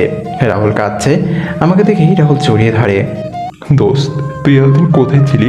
এখানে অনেক ভয়ঙ্কর কাণ্ড করে গেছে। সবকিছু ধ্বংস করে দিয়েছি কিছু নেকড়েদের মতো দেখতে মানবগুলো। দোস্ত, আমি এসে গেছি, এবার সব কিছু ঠিক করে দেব, কিন্তু তার আগে বল আম্মু আব্বু আর ভাইয়া কোথায়? রাহুল চুপ হয়ে গেল। আমার মনে ভয় বাসা বাঁধতে লাগলো। রাহুল, চুপ থাকবি না, বল তারা কোথায়? আমি রাহুলকে ধমকের স্বরে জিজ্ঞাসা করলাম। নেই তারা আর নেই, সবাই মারা গেছে। রাহুল কাঁদতে কাঁদতে আমার প্রশ্নের উত্তর দিল। আমি সেখানে হাঁটু গেড়ে বসে পড়লাম। সাবি আমাকে সান্ত্বনা দিচ্ছে। নেই মানে কি রাহুল? তারা কিভাবে মারা গেছে? সাবিয়ার কথাই রাহুল সাবিয়ার দিকে তাকিয়ে উত্তর দেয়। সেই দানবগুলো সবার আগে আঙ্কেল আন্টির উপর হামলা করে। তাদের বাঁচাতে গিয়ে রাশেদ ভাবে মারা যায় তাদের হাতে। আমি কিছুই করতে পারলাম না। আমিও কোনো মতে পালিয়ে বেঁচেছি। আমার বাড়িটাও ভেঙে তছনছ করে ফেলেছে। আমি জোরে হুঙ্কার দেই। আমার হুঙ্কারে পুরো এলাকা কেঁপে ওঠে। আমি উঠে দাঁড়িয়ে সাবিকে ধরে বললাম, আমাকে এক্ষুনি ওলফ কিংডমের কাছে যেতে হবে, ব্যবস্থা করো। কিন্তু আলমগীর, এখন সেখানে গেলে বিপদ হতে পারে। আমরা আমাদের পুরো ফোর্স নিয়ে অ্যাটাক করব। আমার হাতে সময় নেই, তুমি ব্যবস্থা না করলে আমি নিজেই চলে যাব। আমি আমার দুই পরিবারের মৃত্যুর প্রতিশোধ নিয়ে ছাড়বো ওলফ কিংয়ের কাছ থেকে। ওলফ কিংয়ের রক্ত পান করেই আমার ভিতরে আগুনের প্রতিশোধ নিবে। আমি এই কথা বলে মাটিতে একটা ঘুষি মারলাম। মাটি ফাঁক হয়ে যায়। আমি লাফ দিয়ে ভূগর্ভে চলে যাই। সাবিয়া সেখানে এক মুহূর্ত না থেকে ভ্যাম্পায়ার রাজ্যে চলে যায় তার বাবাকে খবর দিতে। রাহুল সেখানে একা একা দাঁড়িয়ে আছে। সে কিছুই বুঝতে পারলো না আমরা কি কথা বললাম এতক্ষণ, কিন্তু তার কিছু বোঝা না বোঝাই আমার কিছুই যায় আসে না। আমি এখন দাঁড়িয়ে আছি ওলফ কিংডমের বাইরে। সাবিয়া আমাকে বলেছিল ভ্যাম্পায়ার কিংডমের সামনে ওলফ কিংডমের অবস্থান। ওলফ কিংডমের সদর দরজার পাহারা দিচ্ছে কতগুলো নেকড়ে দানব। আমি একটা হুঙ্কার দিলাম। আমার হুঙ্কারে এতই শক্তি ছিল যে সদর দরজা ভেঙে যায়, আর সেই পাহারাদারও ভয় পেয়ে চলে যায় সেখান থেকে। আমি ভিতরে যাচ্ছি। আমি আমার হাতে একটা ভ্যাম্পায়ার শোর্ডের কথা ভাবতেই আমার হাতে এসে পড়ে ভ্যাম্পায়ার রাজ্যের সবথেকে শক্তিশালী হাতিয়ার, দ্য ভ্যাম্পায়ার শোর্ড। আমার রাস্তায় যারা আসছিল আমাকে আটকাতে, আমি তাদের দুই টুকরো করে ফেলেছি আমার হাতে থাকা তলোয়ার দিয়ে। আমি একটা পাহাড়ে উঠে দেখি আমার জন্য অপেক্ষা করছে অসংখ্য নেকড়ে দানব। আমি আকাশে উড়ে যাই, তারপর চোখ বন্ধ করে নিজের অ্যাঞ্জেল সত্তাকে জাগ্রত করে অ্যাঞ্জেলদের সবথেকে শক্তিশালী অস্ত্র আকাশ বিদ্যুৎ সরবরাহ করি। আকাশ থেকে সারিবদ্ধভাবে বিদ্যুৎ পড়তে থাকে নেকড়েদের উপর। যেই জায়গায় বিদ্যুৎ পড়ে যায় সেই জায়গায় ধ্বংস হয়ে যাচ্ছে। দেখতে দেখতে পুরো ওলফ কিংডমের ধ্বংসস্তূপে পরিণত হয়ে গেল। আমার মনে আজ কোনো মায়া নেই। আমার মনে এখন শুধু একটাই কথা চলছে, যে যাদের কারণে আমার পরিবার মারা গেছে তাদের সবাইকে মেরে ফেলা। আর সব থেকে বড় কথা হলো এরা সবাই শয়তানের পূজা করে। আমি মাটিতে নেমে আসলাম। হঠাৎ কোথা থেকে একটা নেকড়ে দানব তেড়ে আসে আমার দিকে। আমি লাফ দিয়ে সরে যাই অন্য জায়গায়। আবার তেড়ে আসে আমার দিকে। এবার পালিয়ে না গিয়ে আমিও বাতাসের বেগে গিয়ে নেকড়ে দানবকে ঘুষি মারি। সে ছিটকে গিয়ে একটা পাহাড়ের সাথে ধাক্কা খায়। নেকড়ে দানব নিজের মানব রূপ ধারণ করলো, আর গায়ের রাজপোশাক দেখেই বুঝে গেছি এই হলো নেকড়ে দানবের রাজা নেক্রেশিয়াস। তুই আসলে সেই নেকড়েছিয়াস যে আমার জন্মের পর আমার বাবা মাকে মেরেছিস, আর এখন আমার বাবা মা আর ভাইকে মেরেছিস? আমার কথার উত্তরে সে কিছু বলতে চেয়েছিল, তার আগে কথা থেকে একটা তীর এসে গিয়ে তার বুকে লাগে। বুক থেকে সবুজ রক্ত বের হতে থাকে। আমি আকাশের দিকে তাকিয়ে দেখি সেখানে অজস্র ভ্যাম্পার সৈন্য সহ ভ্যাম্পার কিং হ্যারিস এবং সাবিয়া উঠছে। আমি তাদের দিকে নজর সরিয়ে ওলফ কিংয়ের কাছে গিয়ে তাকে 2 হাত দিয়ে শূন্যে চড়ে ফেলি। আমিও উড়ে গিয়ে তার বুকে ঘুষি মারি। সে মাটি ভেদ করে চলে যায় অনন্ত গভীরে। আমিও চলে যাই অনন্ত গভীরে। সেখানে গিয়ে ওলফ কিংকে নিয়ে আবার উঠে আসি। ওলফ কিং রক্তাক্ত অবস্থায় আমার হাতে ঝুলে রয়েছে। সব ভ্যাম্পার নিচে নামলো। একে শেষ করে দাও আলমগীর, এর কারণে আজ তোমার পরিবার তোমার থেকে দূরে। আমিও ওলফ কিং এর দিকে তাকালাম। সে আমায় কিছু বলতে চাইছে, কিন্তু তার শরীরে একচুলো শক্তি নেই কথা বলার। আমি নিজের চোখ বন্ধ করি, তারপর ভাবতে থাকি এই পর্যন্ত কী কী হয়েছে। আমি আগের ঘটনা মনে করতেই আমার শরীর লেগে আগুন ধরে যায়, আর সেই আগুনে পুড়ে ছাই হয়ে যায় ওলফ কিং। ওলফ কিংকে মারার পর আমি হাঁটু গেড়ে বসে পড়ি। আমার চোখ থেকে অজস্র অশ্রুর পড়ে পড়ছে। সাবি এগিয়ে এসে আমাকে ধরে ওঠায়। আমি সাবিকে জড়িয়ে ধরে কাঁদতে থাকি। সাবি আমাকে সান্ত্বনা দিতে থাকে। আজ আমি আমার প্রতিশোধ নিতে পেরেছি, এর থেকে বড় কোনো কথা নেই। তবুও কেন জানি আমার মন বলছে আমার তো নির্দয়ী হওয়া ঠিক হয়নি, কারণ আমার নিষ্ঠুরতার পরে আজ এত নির্দোষ নেকড়ে দানব মারা গেছে। পুরো একটা রাজ্য ধ্বংস হয়ে গেছে। আমরা ফিরে গেলাম ভ্যাম্পার রাজ্যে। আমি আর পৃথিবীতে ফিরে যাইনি, কারণ সেখানে গেলে আমার আপনজনদের মৃত্যু আমাকে শান্তিতে থাকতে দেবে না। কিছুদিন পর আমাদের বিয়ে হয়ে গেল ধুমধামভাবে। আজ আমাদের বাসর রাত। আমি এখন ব্যালকনিতে দাঁড়িয়ে আছি, আকাশের চাঁদের দিকে তাকিয়ে আছি। আর চাঁদের আলো চারদিকে ছড়াচ্ছে। এমন সময় সাবি আমাকে পেছন দিক দিয়ে জড়িয়ে ধরে। আমি পেছনে ঘুরে সাবিয়ার কপালে আমার ভালোবাসার পরশ রেখে দেই। সাবিয়া আর আমি একসাথে চাঁদের আলো অনুভব করছি। আজ আমাদের কারো মুখ থেকে কথা বেরোচ্ছে না, কারণ এতদিন আমাদের উপর যা ধকল গেছে তাই জন্য কথা বলতে ইচ্ছে করছে না। এখন আমি শুধু শান্তিতে থাকতে চাই। আমি সাবিয়ার হাত ধরে উড়াল দিলাম আকাশে। পৃথিবীর সীমানা পার করে চাঁদে গিয়ে দাঁড়ালাম আমরা। অক্সিজেনের অভাবে আমাদের কিছুই হচ্ছে না, কারণ আমাদের এখন অক্সিজেনের প্রয়োজন হয় না। আমরা আগে প্ল্যান করেছিলাম আমরা আমাদের বাসরা চাঁদের জ্যোৎস্নাই না, বরং চাঁদে গিয়ে করব। চন্দ্রবাসীও আমাদের স্বাগতম জানালো ফুলমালা দিয়ে। চাঁদেও যে প্রাণের অস্তিত্ব আছে তা এখনও পৃথিবীর বৈজ্ঞানিকরা জানতে পারেনি। আমরা বসে আছি লাইটিং ঘরে, যেখানে শুধু আলো আর আলো। আমি সাবিয়ার হাত জোরে নিজের হাত জোড়াই আবদ্ধ করে নিজেদের ঠোঁট জোড়া একত্রিত করে ফেললাম। তারপর ডুবে গেলাম সেই অতি পরিচিত ভালোবাসার পানিতে। হ্যালো ভিউয়ার্স, আমাদের গল্পটি আপনাদের কাছে কেমন লেগেছে? আশা করছি ভালো লেগেছে। যদি ভালো লেগে থাকে তাহলে আমাদের চ্যানেলটি এখনই সাবস্ক্রাইব করে পাশে থাকা বেল বাটনটি অন করে রাখুন। আর গল্পটি ভালো লাগলে প্লিজ একটি লাইক দিন, শেয়ার করে প্রথম দেখার সুযোগ করে দিন, কমেন্ট করে জানান আপনার মূল্যবান মন্তব্য। কিছু উৎসাহমূলক কমেন্ট করবেন। আর আপনারা তো নাইস ভালো হয়েছে সেই নেক্সট পর্ব তাড়াতাড়ি দিন। এসব তো আমার কাছে উৎসাহ মনে হয় না, এই সব তো আমার কাছে উৎসাহ মনে হয় না। তাই বলি আমাদের কিছু উৎসাহ দিন, আমাদেরকে কিছু উৎসাহ দিন। দেখবেন পরবর্তী গল্পগুলো আরো সুন্দর হবে। ধন্যবাদ সবাইকে। আর হ্যাঁ, সাবস্ক্রাইব করতে কিন্তু ভুলবেন না। ভালো থাকবেন, ভালো রাখবেন। এই কামনায় আজকের মতো এখানে বিদায় নিচ্ছি। দেখা হবে নতুন কোনো গল্পের নতুন কোনো পর্ব নিয়ে। সে পর্যন্ত সবাই ভালো থাকবেন, সুস্থ থাকবেন। আল্লাহ।